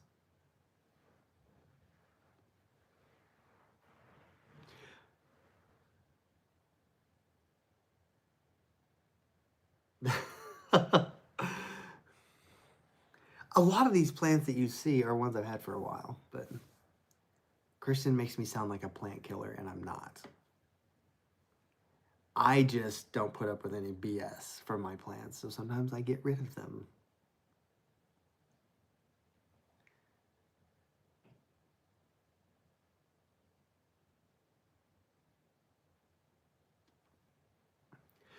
I'm pretty grateful that I actually got to take those classes because when you go to college, you have a lot of electives and stuff, and I just thought it was silly just to throw those classes away. I wanted to put them towards something, so I went for the plant science minor, and I took 3 classes.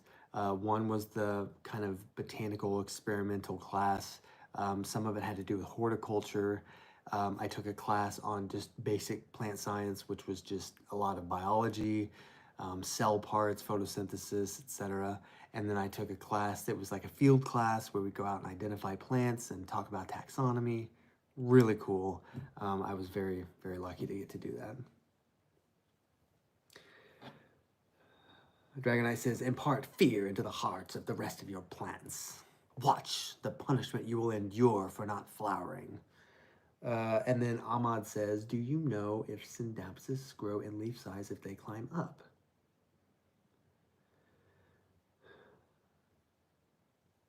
They are not going to get big like an epiprimnum will. Synapses won't. Christian is right. They do kind of prefer to latch on to like Synapses and epiprimnum are very similar. Don't get me wrong; they're both in the family Araceae. For a long time, they were in the same genus because nobody thought they were really any different. And then they looked at the flower of a Synapsis versus the flower of an epiprimnum, and they realized that they were 2 different types of flowers, and therefore they were supposed to be in 2 different genera, which is a pretty cool story. So that's why originally you might have heard it called a silver pothos, like the Synapsis. There is no silver pothos, but yeah. So yeah, that because of that, their growth habit is a little bit slower. Their leaves don't get as big necessarily. They have a lot of different variegation patterns that epiprimnum does not have. Epiprimnum will get really big leaves if you stake it up, most of the time. The jade probably will. The golden definitely will. Marble queen depends on how much the variegation is, because the problem with variegation, as beautiful as it is, variegation inhibits photosynthesis. So even though it's a work of art, it's not going to grow as big and bushy and successful as a plant that just has green leaves.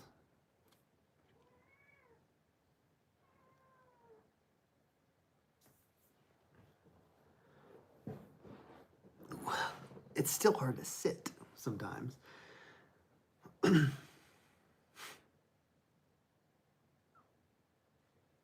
What was the other thing that we showed earlier? I don't think I showed anything else other than I got a big basket of ivy now for some reason, but it's okay. There was a planter that had ivy and marble queen pothos and a poinsettia, and the poinsettia died, and they wanted to throw it away, and I said, no, no, no, no, no, just mark it down. I'll take it home, even though I don't need it. But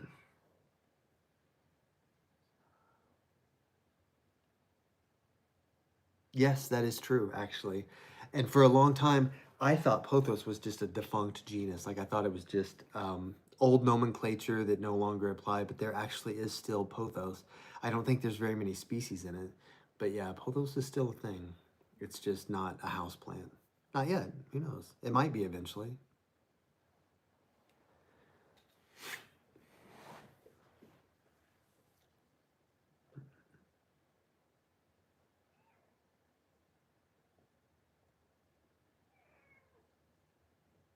What, Spice? Come here, Spice. Jump up here. Everybody wants to see you. Come on, Spice.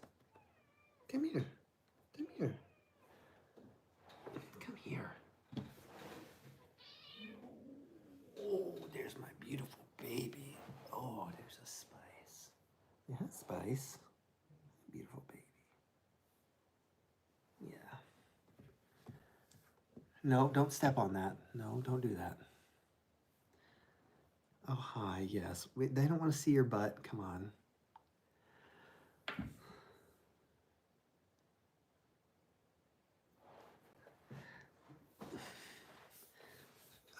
That is the Felis caducus.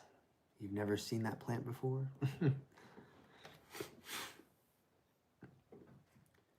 She's a freaking handful. She's been eating my spider plant because chlorophytum is not actually toxic. And I feel like some animals are smart enough to like know what is toxic and not toxic. So she always goes for the spider plant. And I haven't caught her yet, but when I do, I'm gonna have my spray bottle ready because she doesn't like that sound of like when I shake the water, she stops, but I can't catch her.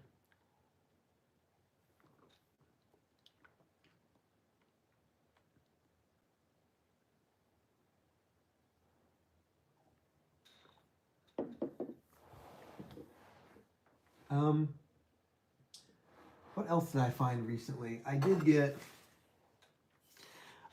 this Baltic Blue Epipremnum. This is Epipremnum Palladium. I really kind of like the deep green colors. It reminds me of a Jade Pothos, but I don't know about you guys. Weigh in on this if you want to, but I think Epipremnum Palladium, like whether it's this one or the Cebu Blue, I think they grow better and easier than Aurum, like which is the Golden Pothos, all of that. I just don't I don't know why, but Epipremnum aurum has this tendency to just start to F up after a while, and it's really annoying. I don't know why, because they're supposed to be pretty easy to take care of. But I find that these are far easier and more successful. Fight me.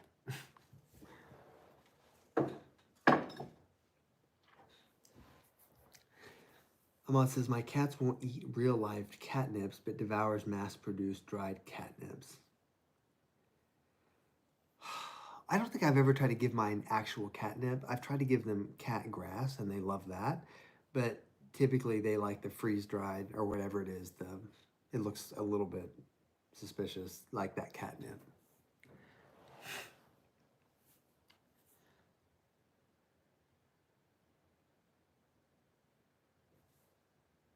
I actually do. I actually do have. I do have a Jade Pothos right here, and I don't know. It's just like look how it's starting to get like a couple of yellow leaves right now, and they're getting the exact same care. I don't know. It's just I just think aurum. I don't know. This still looks really pretty though. I love a good Jade Pothos. You know, there's a yellow leaf right there. I think it was getting a little too much light, so I did back it off away from the light. But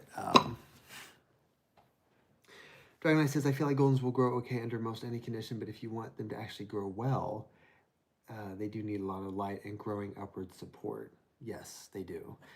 They have to have some sort of ability to climb or drape. Christian says you got to prune often. You do. My golden that I got at my mom's funeral, it's down to like one leaf just because I let it get really big and then it got really leggy and I kind of parceled it up and everything. But yeah, they can get out of control quickly and you have to sort of stay on top of that. Even marble queens don't get out of control that quickly, again, because of the variegation, but I haven't given my cats catnip in a while. I should try that. I'm trying to see what else is back here.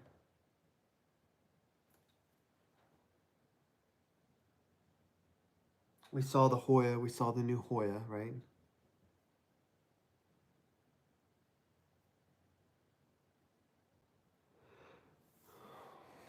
Christian's is 7 feet long. I don't know how long mine was when I finally pruned it down, but it was getting long, and the stem of it was getting pretty big too. And then Dragonite says aeroids don't seem to like to trail very much, even though that's how most people try to grow them. Well, so then we get into the idea of like we say aeroids, and typically when we say aeroids, we refer to plants within the family Aeraceae. But the funny thing is, a lot of plants in Aeraceae are not even vining, so it's a little bizarre, I guess. I mean, obviously philodendron vines, epipremnum vines, syndapsis vines, but I mean, think about all the species or all of the genera within Aeraceae that are upright plants, like Spathiphyllum and Aglaonema and Homalamina and Applebalis and there's so many more. I don't even know what they are.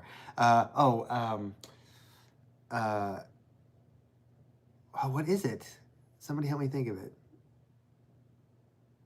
Anthurium, I think, is an aeroid, and alocasia is an aeroid, and there's another one. There's another big one I'm missing.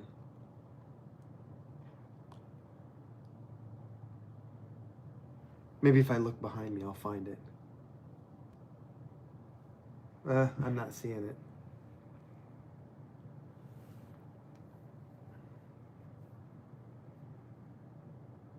Are spider plants an aeroid?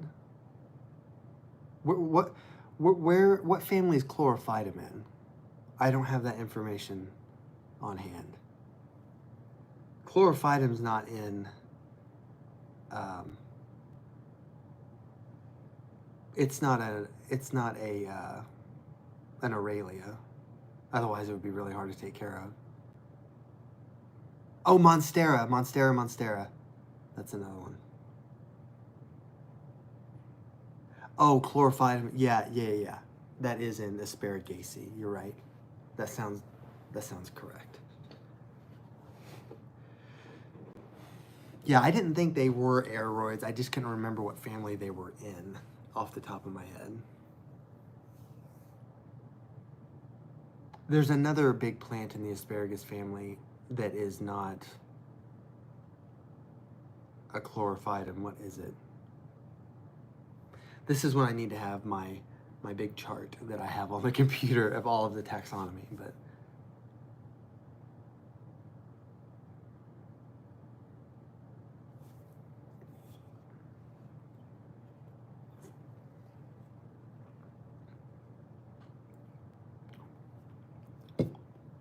I never got into subfamilies.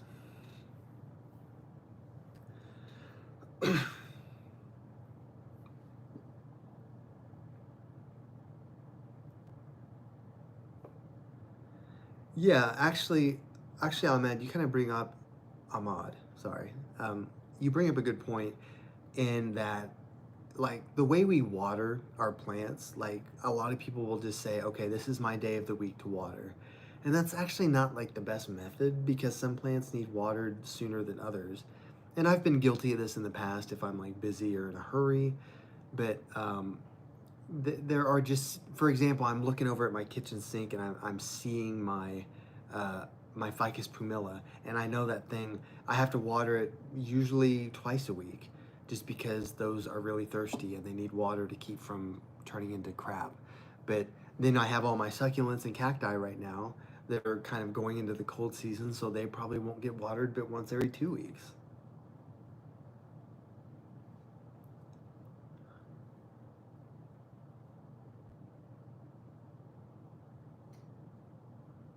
Hostas.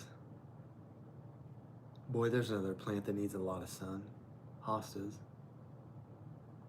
Even outside, like we have some hostas in the shade and they don't do very well. Like they don't do as well as the ones in the sun.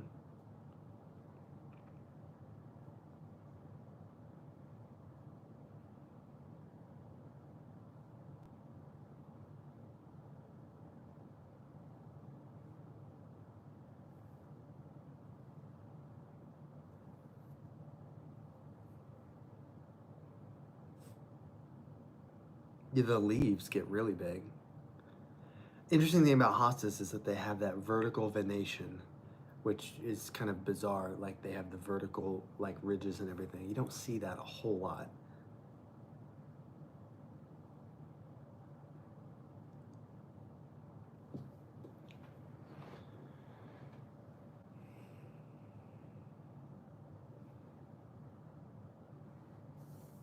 Honestly, I mean, if I'm being realistic with myself, I probably could still stand to offload maybe 10 more plants.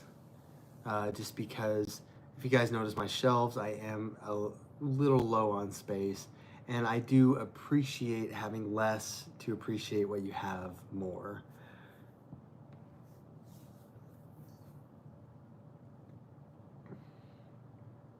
Deer eat hostas? I didn't know that. But where I live, we don't really have deer here, so that'd be cool. I mean, we're in the middle of the city. Ooh.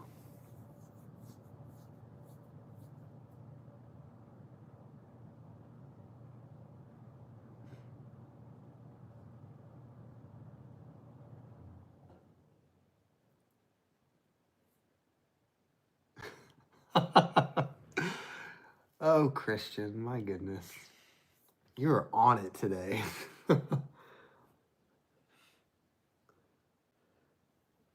I mean, come get them. Come get some of them. I'm not gonna throw them away. I'll give them to people. Most of the plants that I get rid of, I donate. Like there's a greenhouse in town that takes my donations, and she actually took me back in like the back area of that greenhouse, maybe like a month ago, and she's like, "Here's this one you gave me. Here's this one you gave me. Here's this one you gave me." Like half of what she has in the back is stuff that I gave her. So, and they're doing very well because they're in a greenhouse where they belong.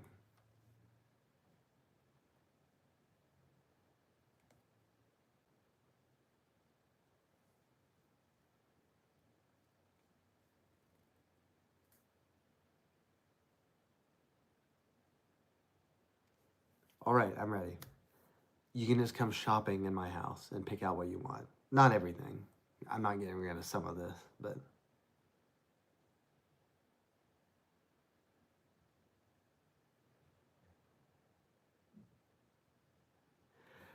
to be fair, I have been putting some things in plastic and ceramic recently. I haven't been using just terracotta. Like this is not terracotta technically. This is glazed.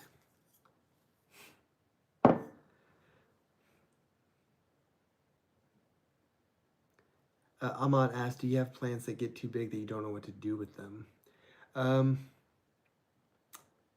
I don't have that problem yet. My biggest plant right now is a strelitzia, and it's a white strelitzia, so it's Regine, I think is or is it the other one, Nikolai? I think it's Nikolai. It's gotten really big. It's taller than I am, and I know that it will probably start to get pretty big after I put it outside again next summer. So I don't know what I'll do with it. I mean, there's room in my house for a tall plant like that.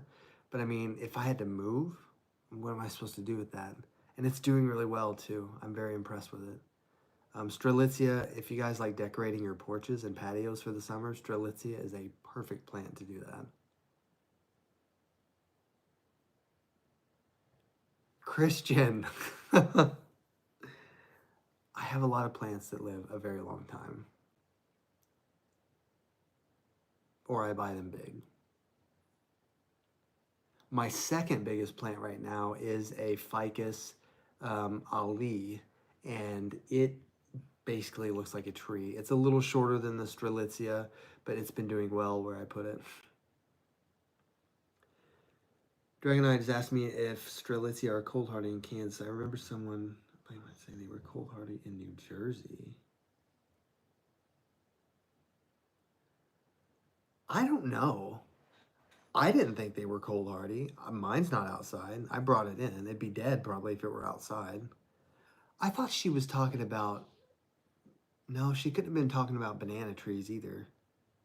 Although the banana trees, there's some that line the pool, the community pool here, and they die off, and then they come back every year, which is interesting. I didn't think Musa could do that. Musa is a crappy house plant, by the way.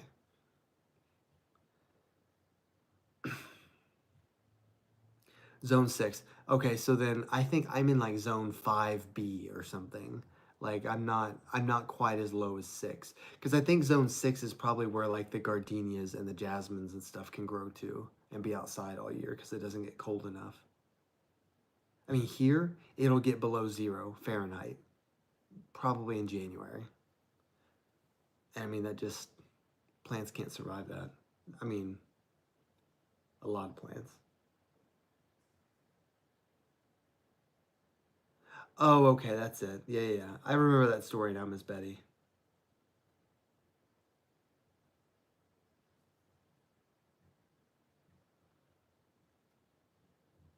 Hmm.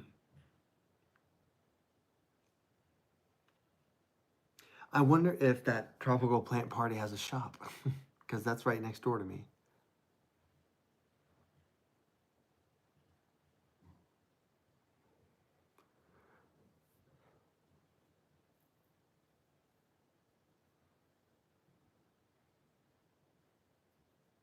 Yeah, that sounds right. Like it doesn't happen every winter, but there are winters where it does get that cold. Like we went up to Nebraska this at the beginning of this year.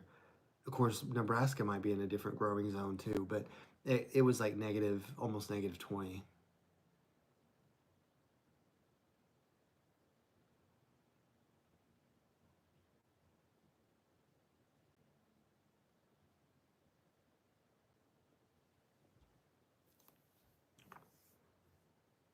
Also, speaking of other plant things, um, you guys have probably seen Planty Mandy commenting on my videos, and she usually shows up to these live streams. She's been posting videos, and she's made a channel, and she does a lot of shorts and things, and a lot of repotting. And her channel's good. You guys should definitely go check it out. I think it's important to support each other. So I've been trying to watch through her videos as I can. Um, I just don't always have time, but if you end up watching this, hi Mandy. Mandy's actually a really awesome person too. So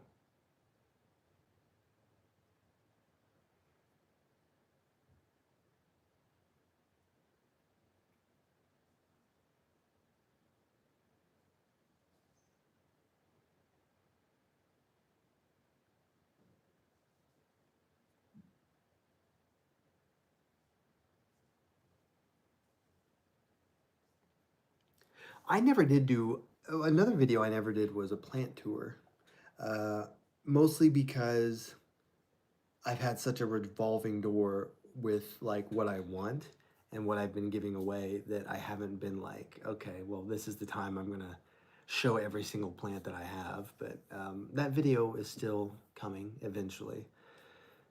The next one's coming up, like I said, are Araucaria, Myrtillicactus. I have one on temporary house plants, and one more, not Zamia, although that one's coming up too. What was the other one I did recently? I don't remember, but I wish I could do Syndapsis.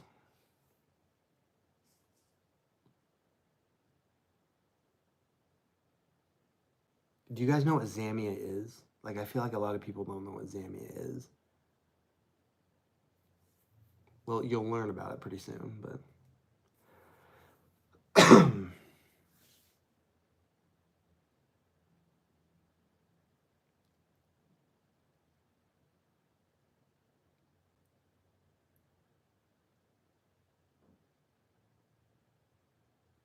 Where is my Zamia? Hang on, let me just grab it. I think it's on this shelf.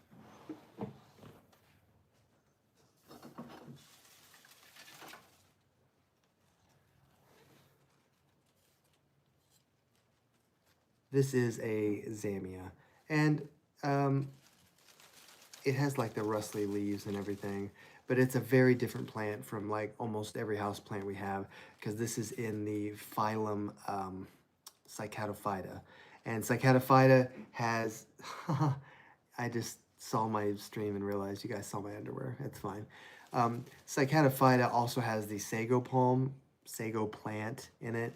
And they're just an older group of house plants. Well, they're just an older group of plants in general that I always find things interesting. I always find it interesting when we have house plants that are not flowering in like Magnolia Phyta, just because they are so different. And we can look at this and just kind of tell that it's different. And you can see that it grows from little bulbs. Like there's one of them kind of popping out of the soil there. So I don't know, it has that weird kind of fake sound to it. But Zamia is pretty cool. It's easy to take care of too, really. It can withstand some neglect and everything. So, okay, Christian left me to just show everybody everything, and he didn't say anything, so it's his fault. Let me hike up my britches here. There. Aman says, I like your trivia. It looks like a Native American headdress. It does kind of. It does kind of, doesn't it? Where is it at? Right here. That a lot of people ask me what I do to keep that so successful, and honestly, I try my best to be consistent with the watering And other than that, I just leave it alone. Like I try not to baby it too much. I try not to give it too much. Um, sometimes sometimes I'll even skip a watering because the soil won't be completely dried out yet, and I just don't want to overwater it. But it's doing very well. That was actually a find. That was actually a Wes find when we went to the one of the greenhouses that we go to sometimes, and he saw this pot, and it was that pot of Syndapsis, and he's like, "What's this? We haven't really seen anything like this before." And I kind of looked at it, and I'm like, "What is that?" So then one of the workers came up behind us, and they're like, "Oh, those came in labeled wrong, and that's a dark form, and those are so hard to find, and you should totally buy it." And it was like $60. I'm like, "Take my money." So, yeah, it's doing well.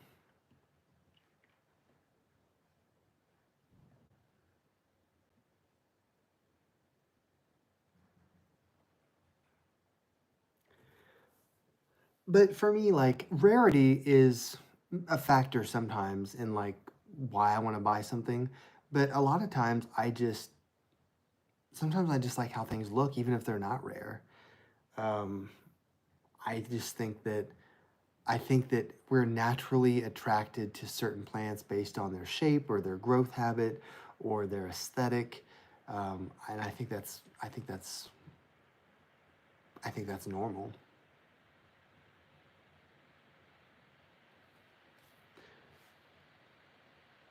Drosanthemum globosum.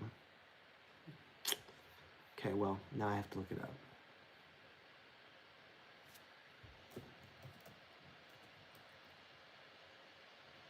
Hang on, we're looking up this plant. Do do do. Oh wow. Okay. Huh. It almost looks like something from like Senecio or Curio. Like if I saw that plant at a greenhouse, I would have thought it was in one of those. I'm trying to see what the taxonomy is on it. Do do do. Hang on. Oh, it's an Azoaceae. I should have known.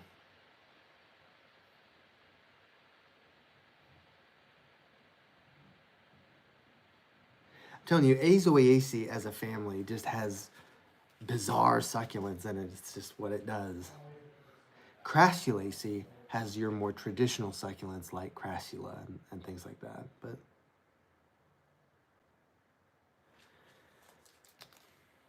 and then of course you have the cactus family, Cactaceae.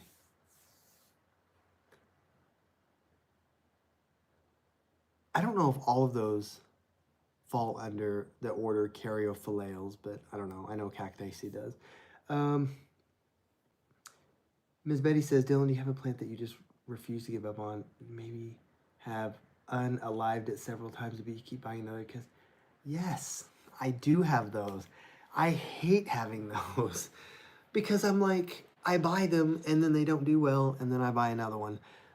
I'm bad about ferns.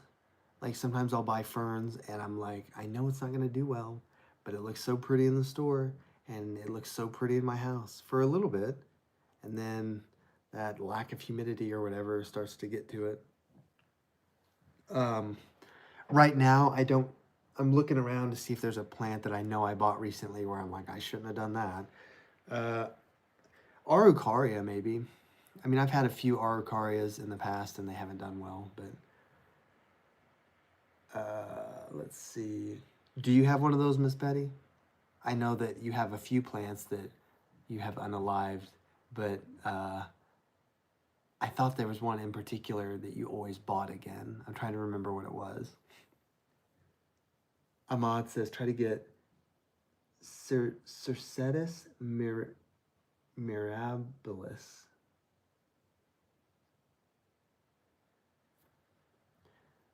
Honestly, Christian, what I'm gonna hang on, I'm gonna look this up. What I'm gonna do is the next fern I buy, I'm just gonna water it until it's overwatered. I think that's what I'm gonna do. Oh, I already forgot how to spell that. Hang on. Cercetis. Cercetis. There it is, mirabilis. Oh, okay. You know, those almost look like a combination of Sangoniums and Alocasias. Those are very pretty leaves. Hmm.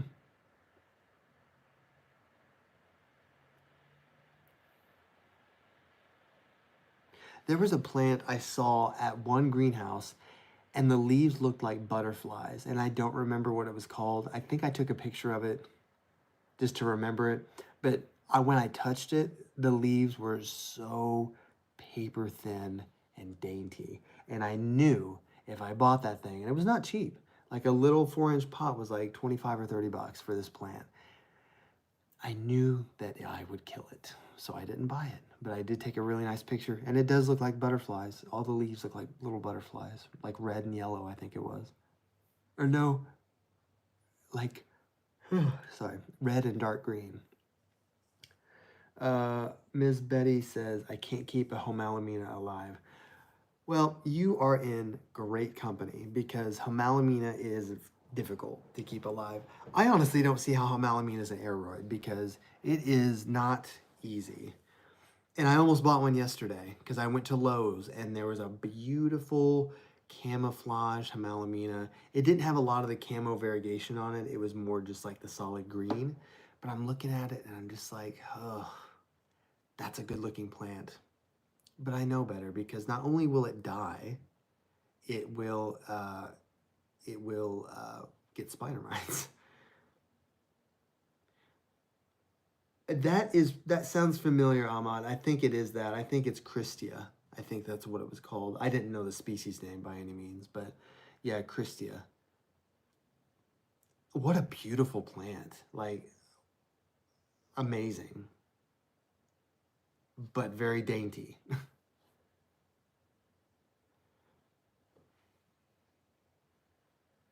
kind of like a Ficus umbellata. I don't know if you guys have ever heard of or seen a Ficus umbellata. It is a ficus tree that has beautiful round leaves, and those leaves are paper thin, paper thin. And everyone I've ever seen has already started declining, just because you have to have just the right kind of environment for that.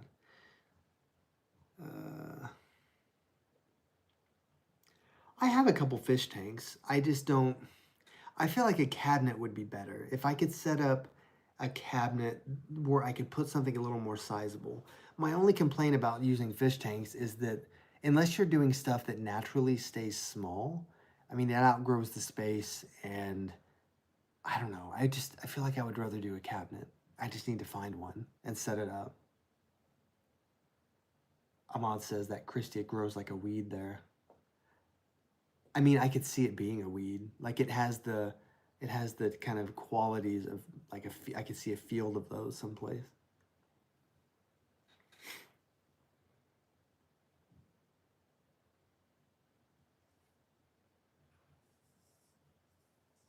If anyone's watching the chat, definitely look up a picture of that Christia because it is cool. It is very pretty.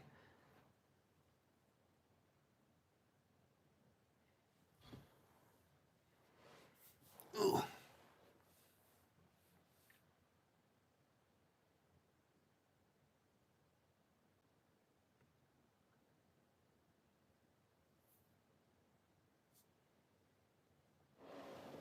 Oh my goodness.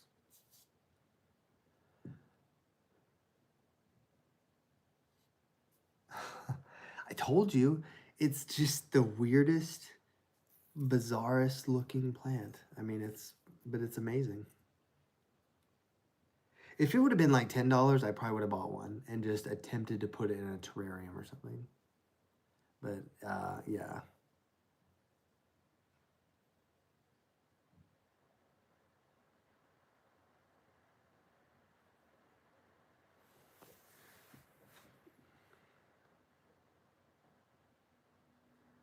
Yeah, that's the thing. Like a vertical tank is better, especially for tall plants, things that get taller, not things that just crawl along the ground.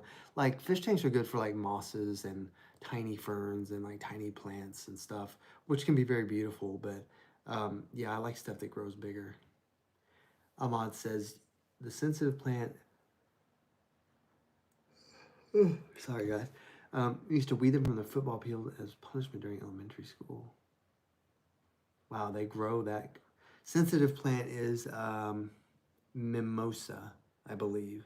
Mimosa's not. I mean, mimosa is a house plant, sort of, but I feel like mimosa is a house plant in the same way that like citronella is a house plant. I mean, you can kind of keep it indoors, but Dragonite says, "Could you turn a fish tank sideways, seal the bottom end, and use it like that?"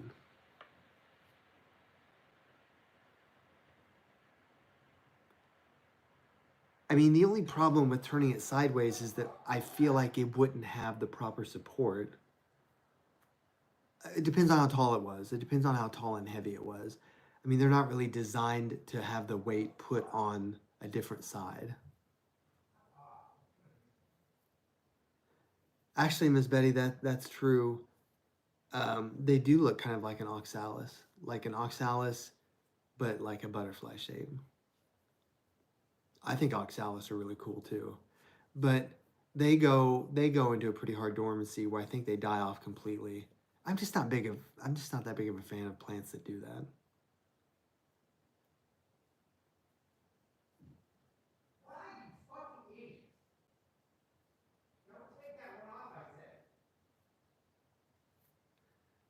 Tank Wizard, people use the IKEA Miss. Oh, okay. I did go to IKEA kind of recently, and they did have a lot of like plant type cabinets, but it wasn't necessarily exactly what I was looking for. It's not what I'm envisioning. But if I was really going to get one, I should just go there again and kind of look around and see. But yeah, I don't think you can turn a regular fish tank on its side.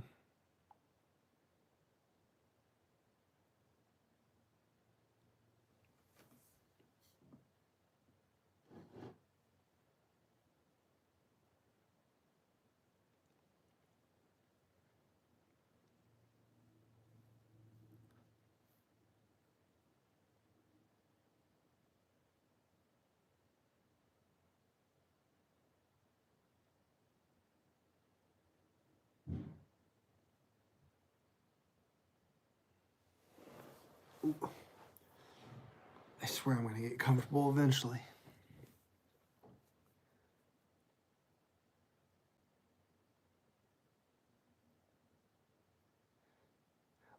So when you say winter growing bulbs, ag, are you talking about like we got in a shipper of bulbs.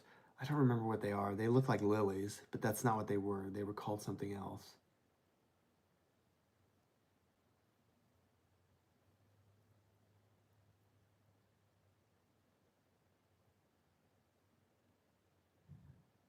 Me, Ahmad, personally, I would probably be looking for a tall cabinet as opposed to like a desktop mini greenhouse, just because I have a few like tank type things that could be a greenhouse.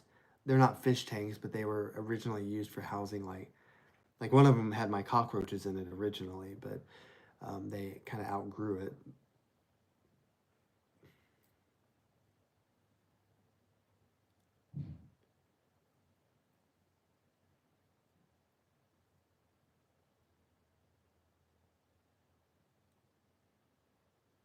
Amaryllis, that's it. Yeah. Boy, those amaryllis, they popped right out of there too. Like they popped out and flowered in the store.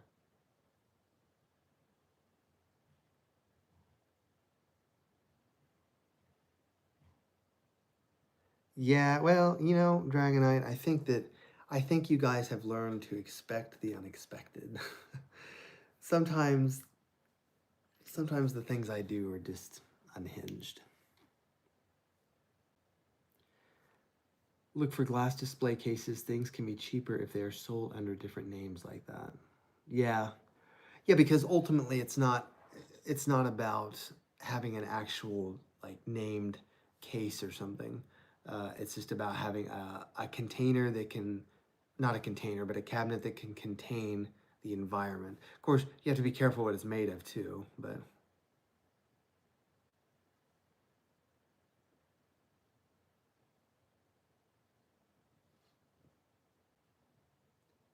I'd have to look into like some different designs just because I'm not creative enough in that sense to come up with that kind of thing.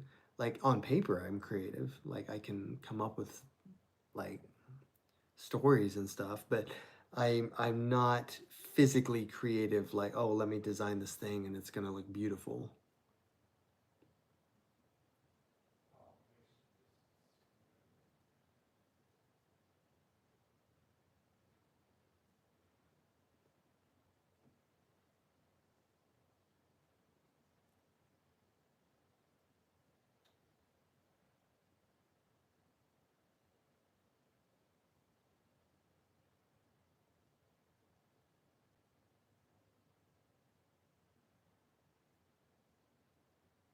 Hmm.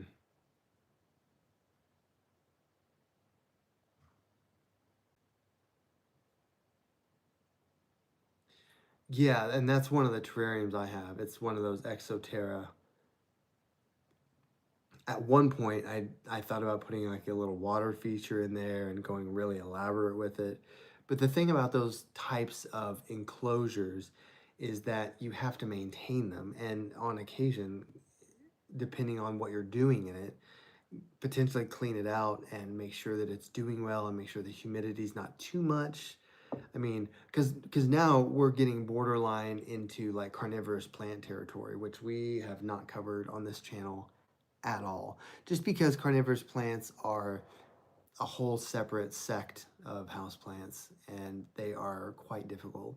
But I'm gonna get there. I'm gonna get there eventually because I would like to experiment more with it.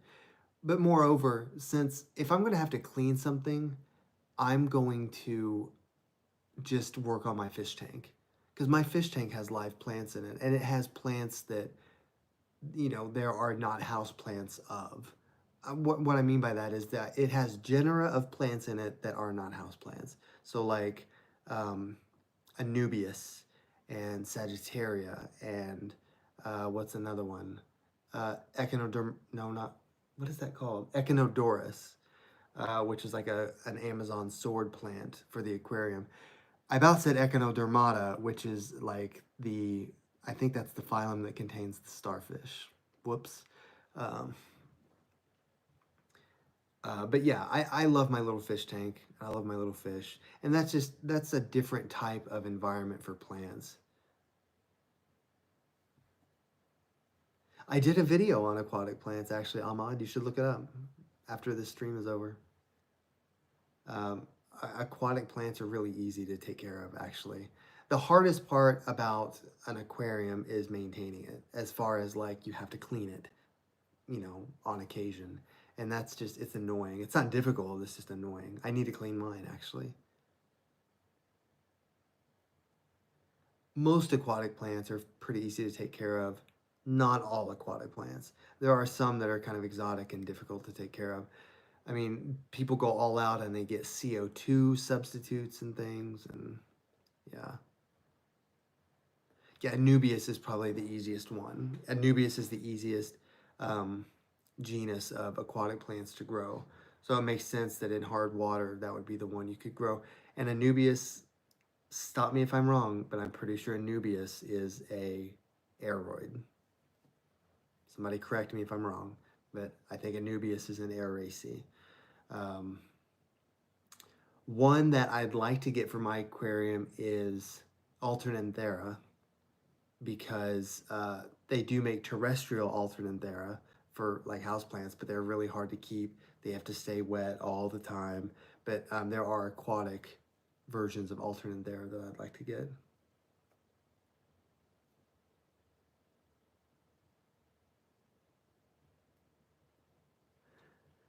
There are tiny, floating tiny ferns that might work for you.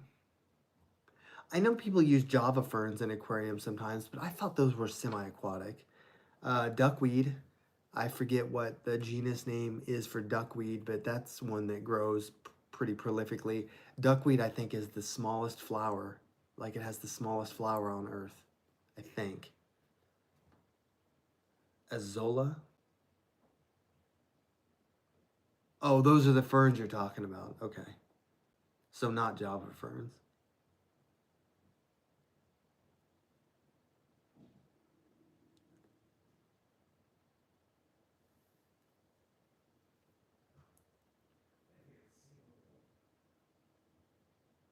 No, duckweed is not a fern.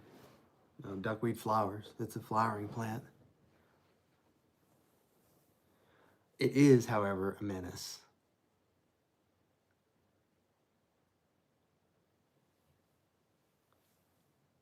If anyone's ever had an aquarium and accidentally got some duckweed in there, it never stops growing.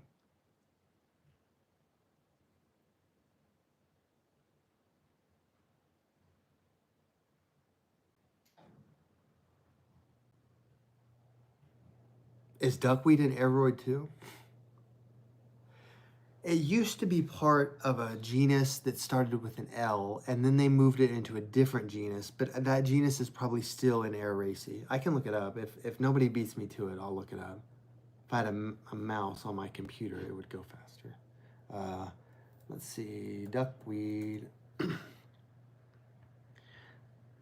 uh,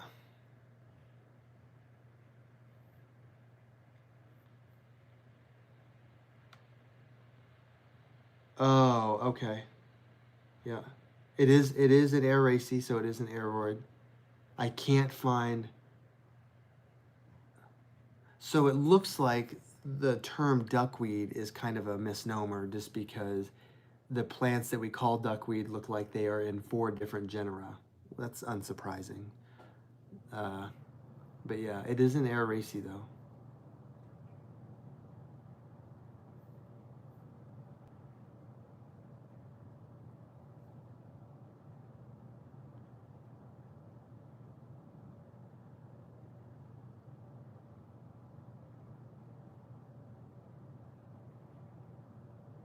Araceae is not the biggest family of houseplants, or I'm sorry, the biggest family of plants. Ironically, I think Caryophyllales might be. Or no, that's an order.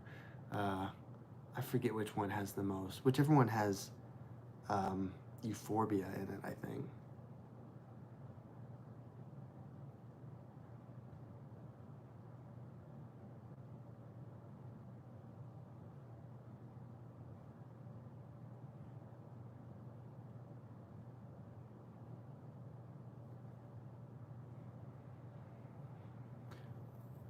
Hang on, let me catch up. Azolla cristiata is the fern that can't be overwatered.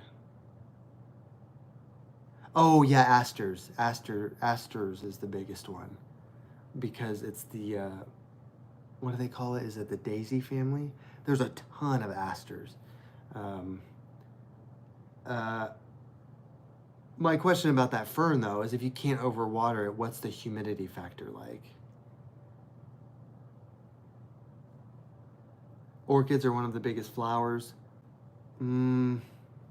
I don't know. There's that one plant. There's that one Titan plant that has that huge flower that smells. And then Serena's here. Hello, Serena. She says, Merry Christmas. Merry Christmas to everybody. Happy holidays. What does the garden say when it laughs? Ho, ho, ho.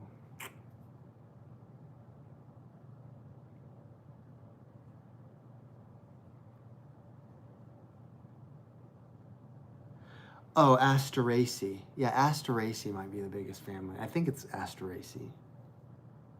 Caryophyllales, or that's the order. What is the freaking genus called?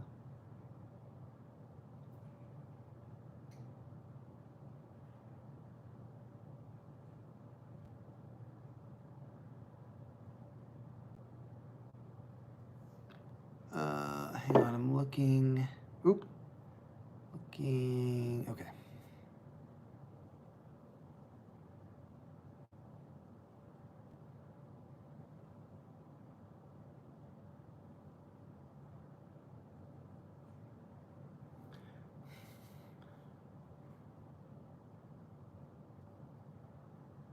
Did we do a video on Titanopsis? I wonder if I did a video on Titanopsis, because I'm still looking at my planter here and I see the little Titanopsis plants. I just couldn't remember if I did that. Amon says there are species in the death plant family that doesn't have a smelly flower and don't grow too big, can be grown as house plants.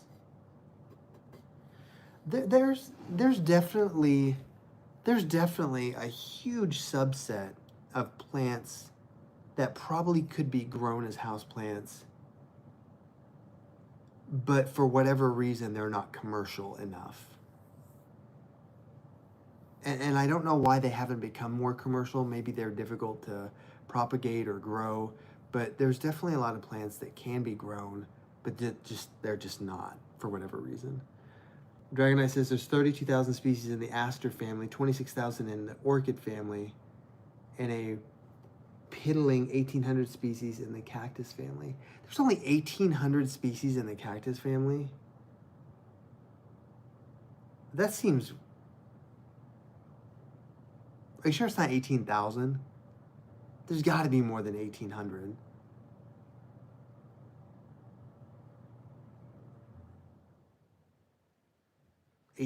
Genera, maybe.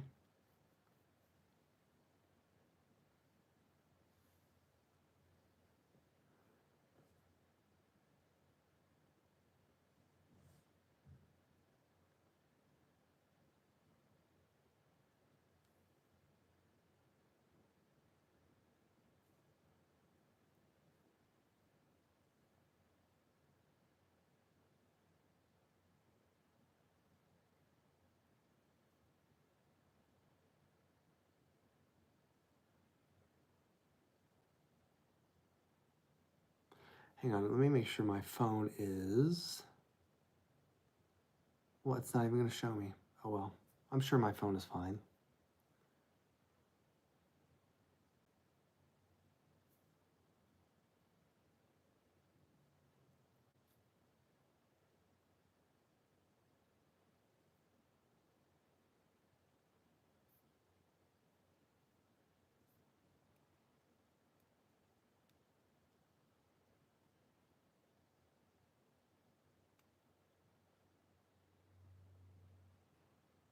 I will say too, the only other plant I think that is on my wish list, because sometimes we talk about like wish list plants that we want.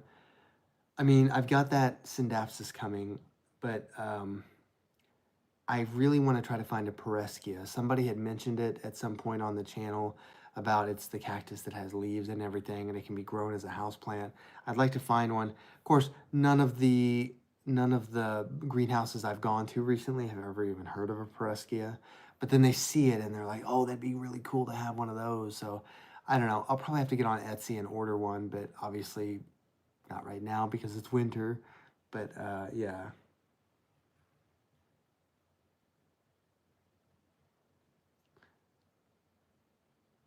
Yes, Serena. I wonder if Serena, if there's like I wonder if there's a book of just plant jokes. Maybe we need to make one.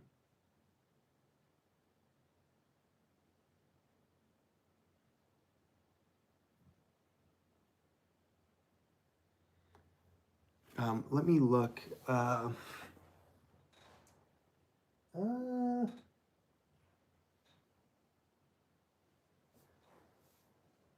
my African violet is finally starting to not flower anymore. I mean, it still has flowers on it, but...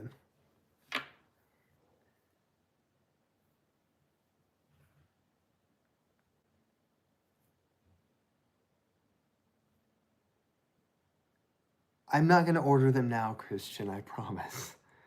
I know it's just getting colder.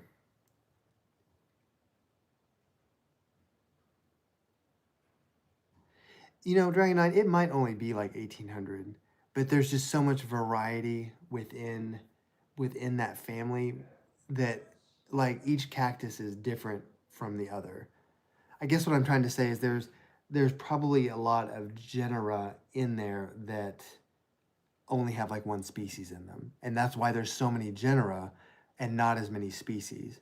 Whereas you have some genera like Euphorbia that have hundreds of species in them.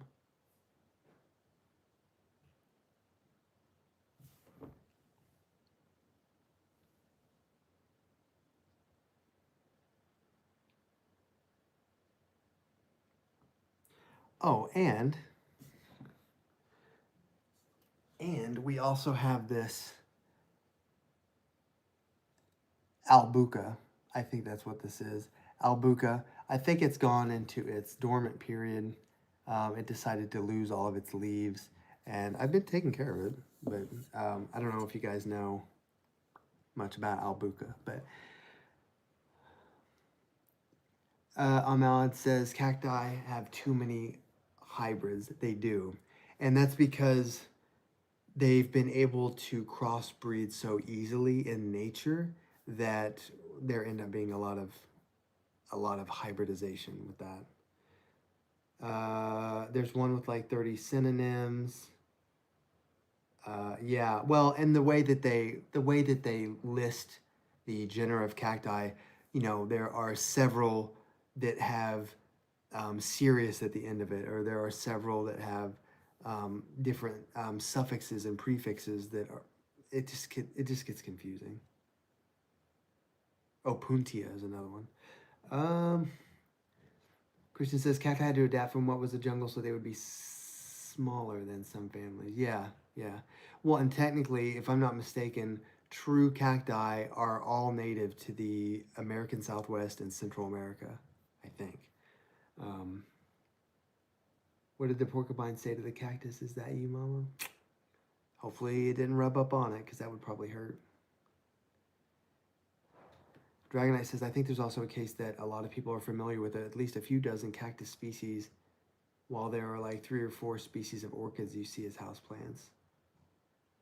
At least 3 or 4 species of orchids that most people see as houseplants. Some people who collect orchids are insane. Well, orchids are not, I wouldn't consider, how am I going to put this? I wouldn't consider orchid like a traditional houseplant. I mean, obviously, a lot of people have them, but it's not something where it's like, oh, I'm going to go pick up a epiprimnum. But I don't know. I can see why not as many people know about orchids, just because there's a care level there that you have to meet to be able to keep them alive. Serena says, I have a different Bacchia and it is growing sideways and curling up the grow light. Yeah, I mean, plants do this thing called phototropism, and they grow towards the light. So that's why a lot of people will rotate like their pots like a quarter turn every now and then so that the plant's growing evenly if it's in a window.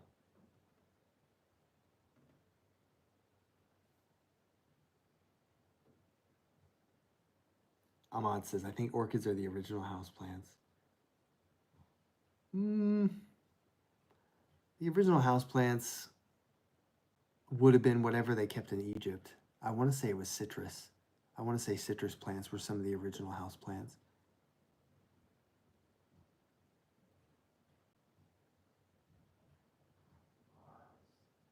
Let's see. Da, da, da, da. It's winter though, so there's less than Central Oklahoma Zone 7A. Yeah, yeah, yeah, yeah. Okay, so you're near me actually, Serena. And then Ag says, I have an orchid going into bloom. Andy's Orchids is a haven for them. I have a person that I know here, and he has his orchids going into bloom right now, and he's very excited about it. Um, I think the last picture he sent me had 2 blooms on it.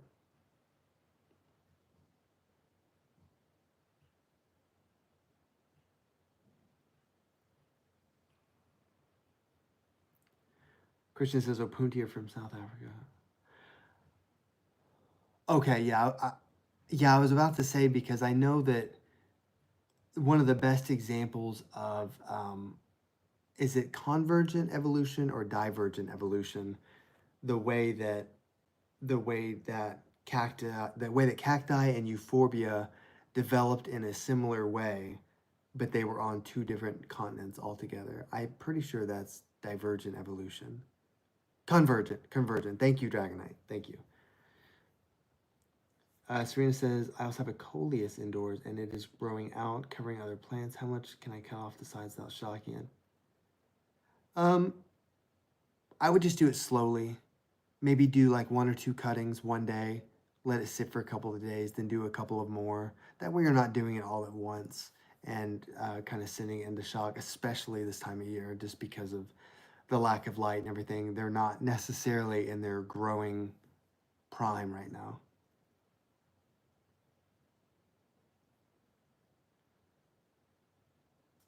Christian says the first houseplants began with tulips. Hmm.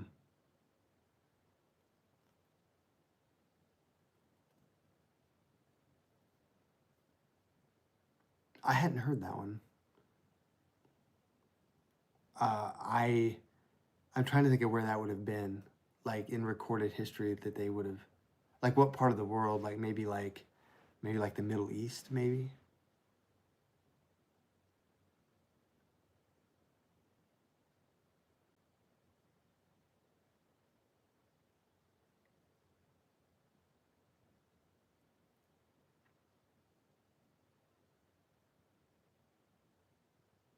Tulips, that's right, Serena. I don't have any tulips out back. I should plant some. I know that there were. I know that they did keep house plants for the food, but there were also ones that were decorative. I mean, we just have to go back to the appropriate like time period and civilization. I know in Egypt that they kept a variety of different plants. I know some of them were fruit, and I know that some of them were palms too. But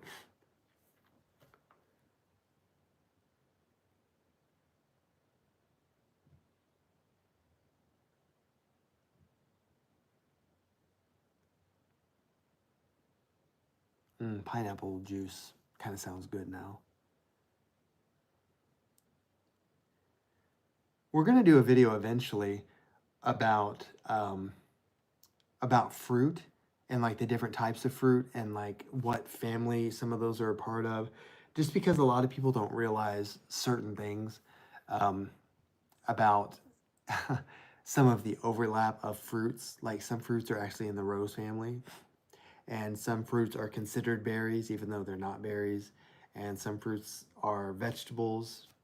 We consider them vegetables, but they're actually fruits. Like it's all kind of just interesting when you look at stuff botanically, how it kind of changes how you view like things. And I mean, fruit is directly related to plants, just because that's where they come from.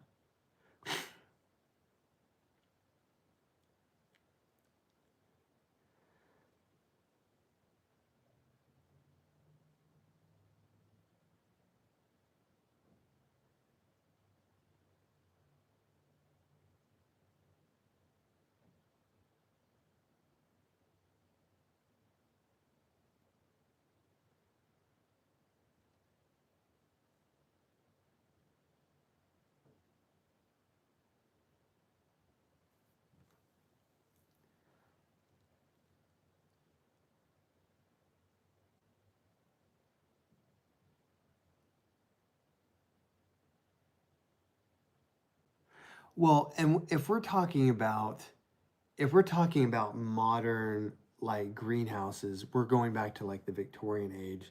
And there was a point where we were trying to I did the houseplant history video, but um am I whispering? I guess I am whispering a little bit. Um I know that at one point we were trying to transport plants from other continents and we couldn't do it because of the salty air on the ships. But then once glass became more available, we were able to protect the plants as they were on the move across the ocean. So we were able to get these exotic things from the New World over to Europe. And of course, this sparks, I mean, modern houseplant keeping really began in like Victorian England. Like that's where it became vogue, I guess. I'm not saying that's where it began, like the origin of it necessarily, but that's when it really took off. I mean, there were obviously hundreds of years before that people keeping plants inside. but it wasn't like in fashion, I guess.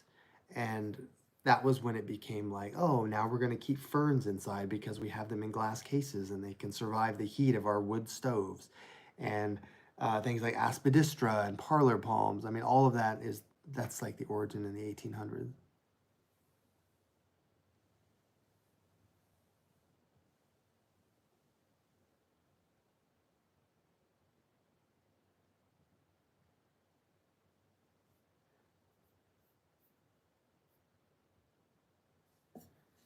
Let me move, hang on, let me move this because that thing's dying anyway.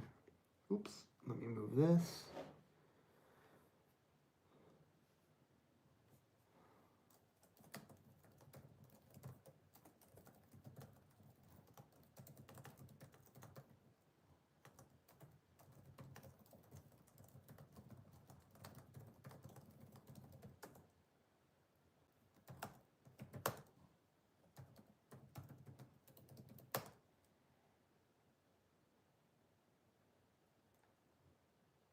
Yes, thank you, Ahmad. Thank you for doing that.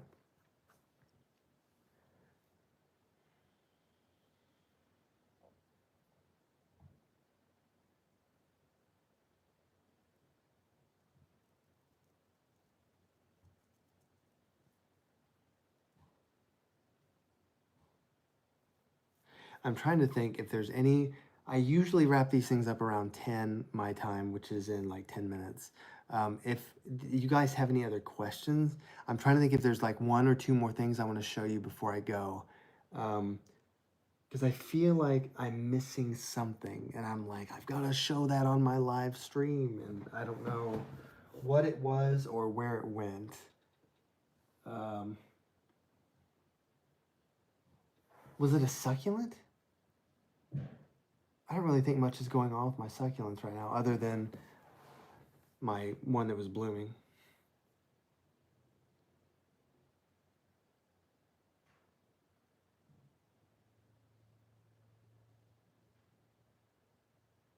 Oh, interesting, Serena. I didn't know that.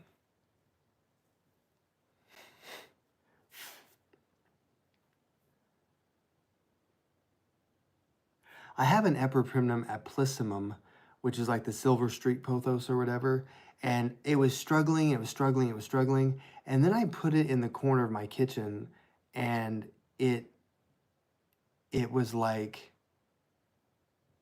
it started doing so much better. And I don't know if it's because it's getting less light or if it's just like wanted to be by itself, but it's just in a corner by itself and it's doing great. It's not losing any leaves, it's growing bigger. I'm probably gonna have to stake it up soon. Um, I have seen a lot of those silver streak pothos shown like growing up moss poles and stuff, but I just haven't had the time to like stake mine yet.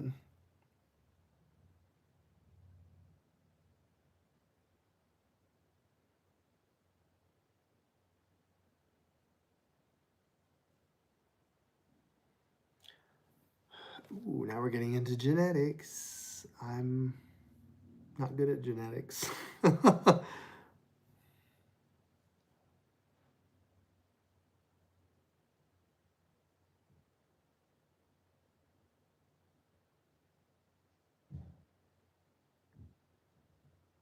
But of course, we know that a lot of the information that we have now about plant taxonomy, genetics has changed a lot of that. Genetics has altered a lot of the how we group houseplants together, which is interesting. It's not interesting enough to me to like study too much into it, but like I think it's interesting that they're able to do that and see on a deeper level how things relate. And I think that provides a more authentic taxonomy than just looking like we used to.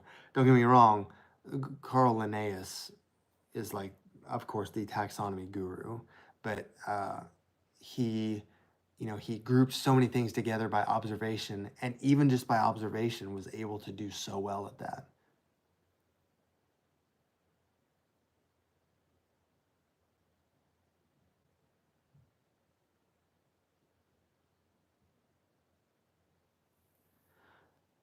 Yeah, honestly, Ahmad, that is the key to that is half of the key to houseplant care is just knowing when to leave them alone. And for people that are a little bit underwater, you have to remember to try to take care of them too. But some people are just so in their faces of their plants, and sometimes you just have to let them be, like let them exist and do their thing. And then Serena's asked, all the plants around you are real.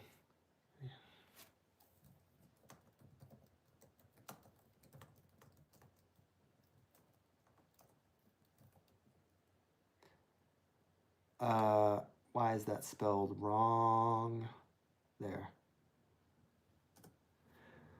Yep, no artificial plants here.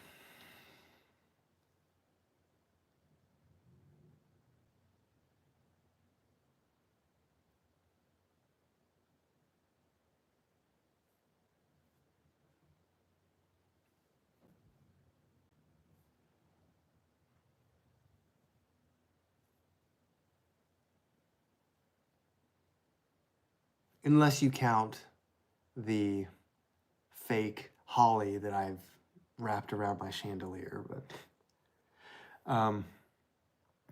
when you talk about humans being cousins with things, I think it's interesting if you're talking a little bit about animal taxonomy, how we are more closely related to things like birds and reptiles than we are to like insects and mollusks. So like I go look in my fish tank and I'm like, oh, my fish is a chordate, it's part of the phylum Chordata like we are. But my snail that's in there is, a mollusk. It's part of mollusca. It's a completely different type of creature. But, there they are in the same tank.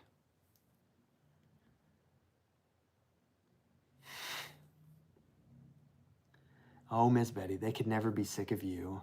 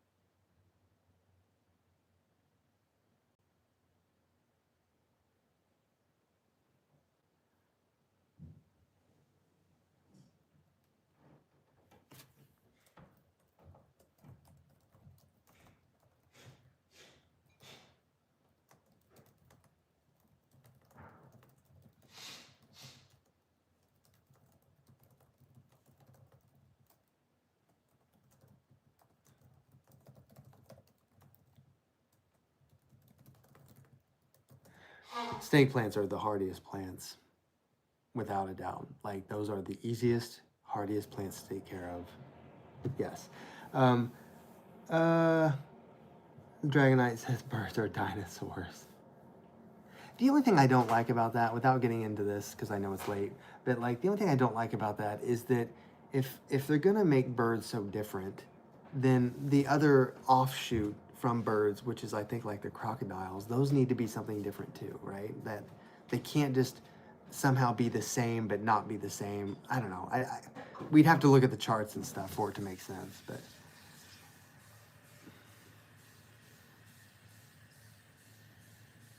Yeah, Ahmad, I left mine out in the heat of summer like a year ago or something, and I didn't water it for like a month, and it did just fine. What was that?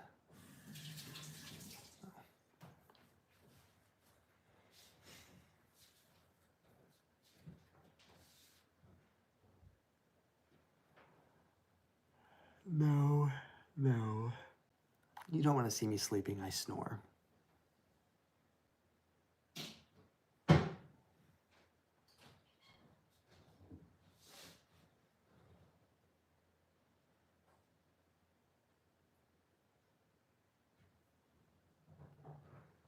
I mean, they do like to be root bound, but they do still need to be repotted at some point.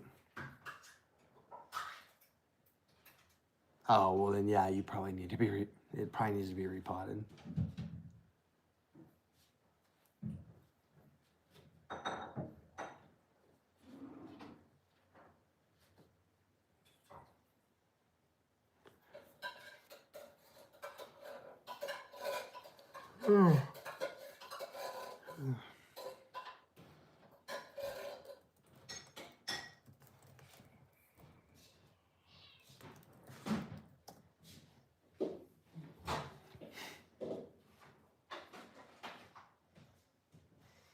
Were those good? They're okay.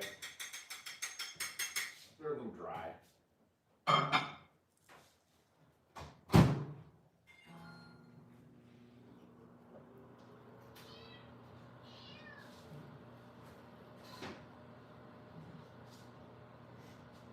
You just gotta stream until 3 hours in the morning. No, I'm gonna stop soon. I know. I'm stopping soon. Yeah.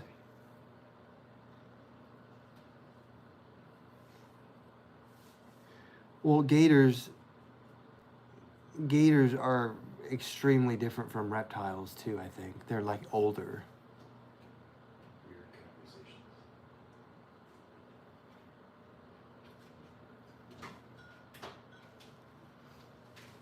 That's definitely a discussion for another night, I think. But I agree that something probably needs to change. I just don't know what it is. I mean, animal taxonomy is not necessarily my strong suit, but yeah, the cats are getting hungry. I'm getting hungry too, and a little tired. So I think. Wait, Ahmed says, "Is this a dedicated studio for your YouTube film or your plant room?" This is actually my dining room, Ahmad. This is where I film my plant videos, but yeah, this is actually just my living space.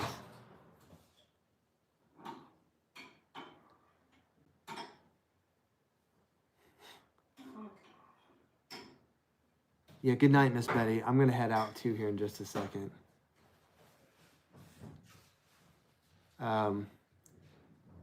Only clays for the taxonomists. We do need to dive more into plant taxonomy at some point, and we will.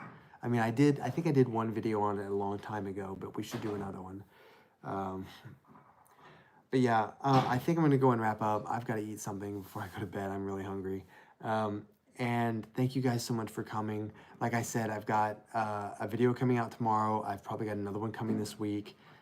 2 more waiting to be edited.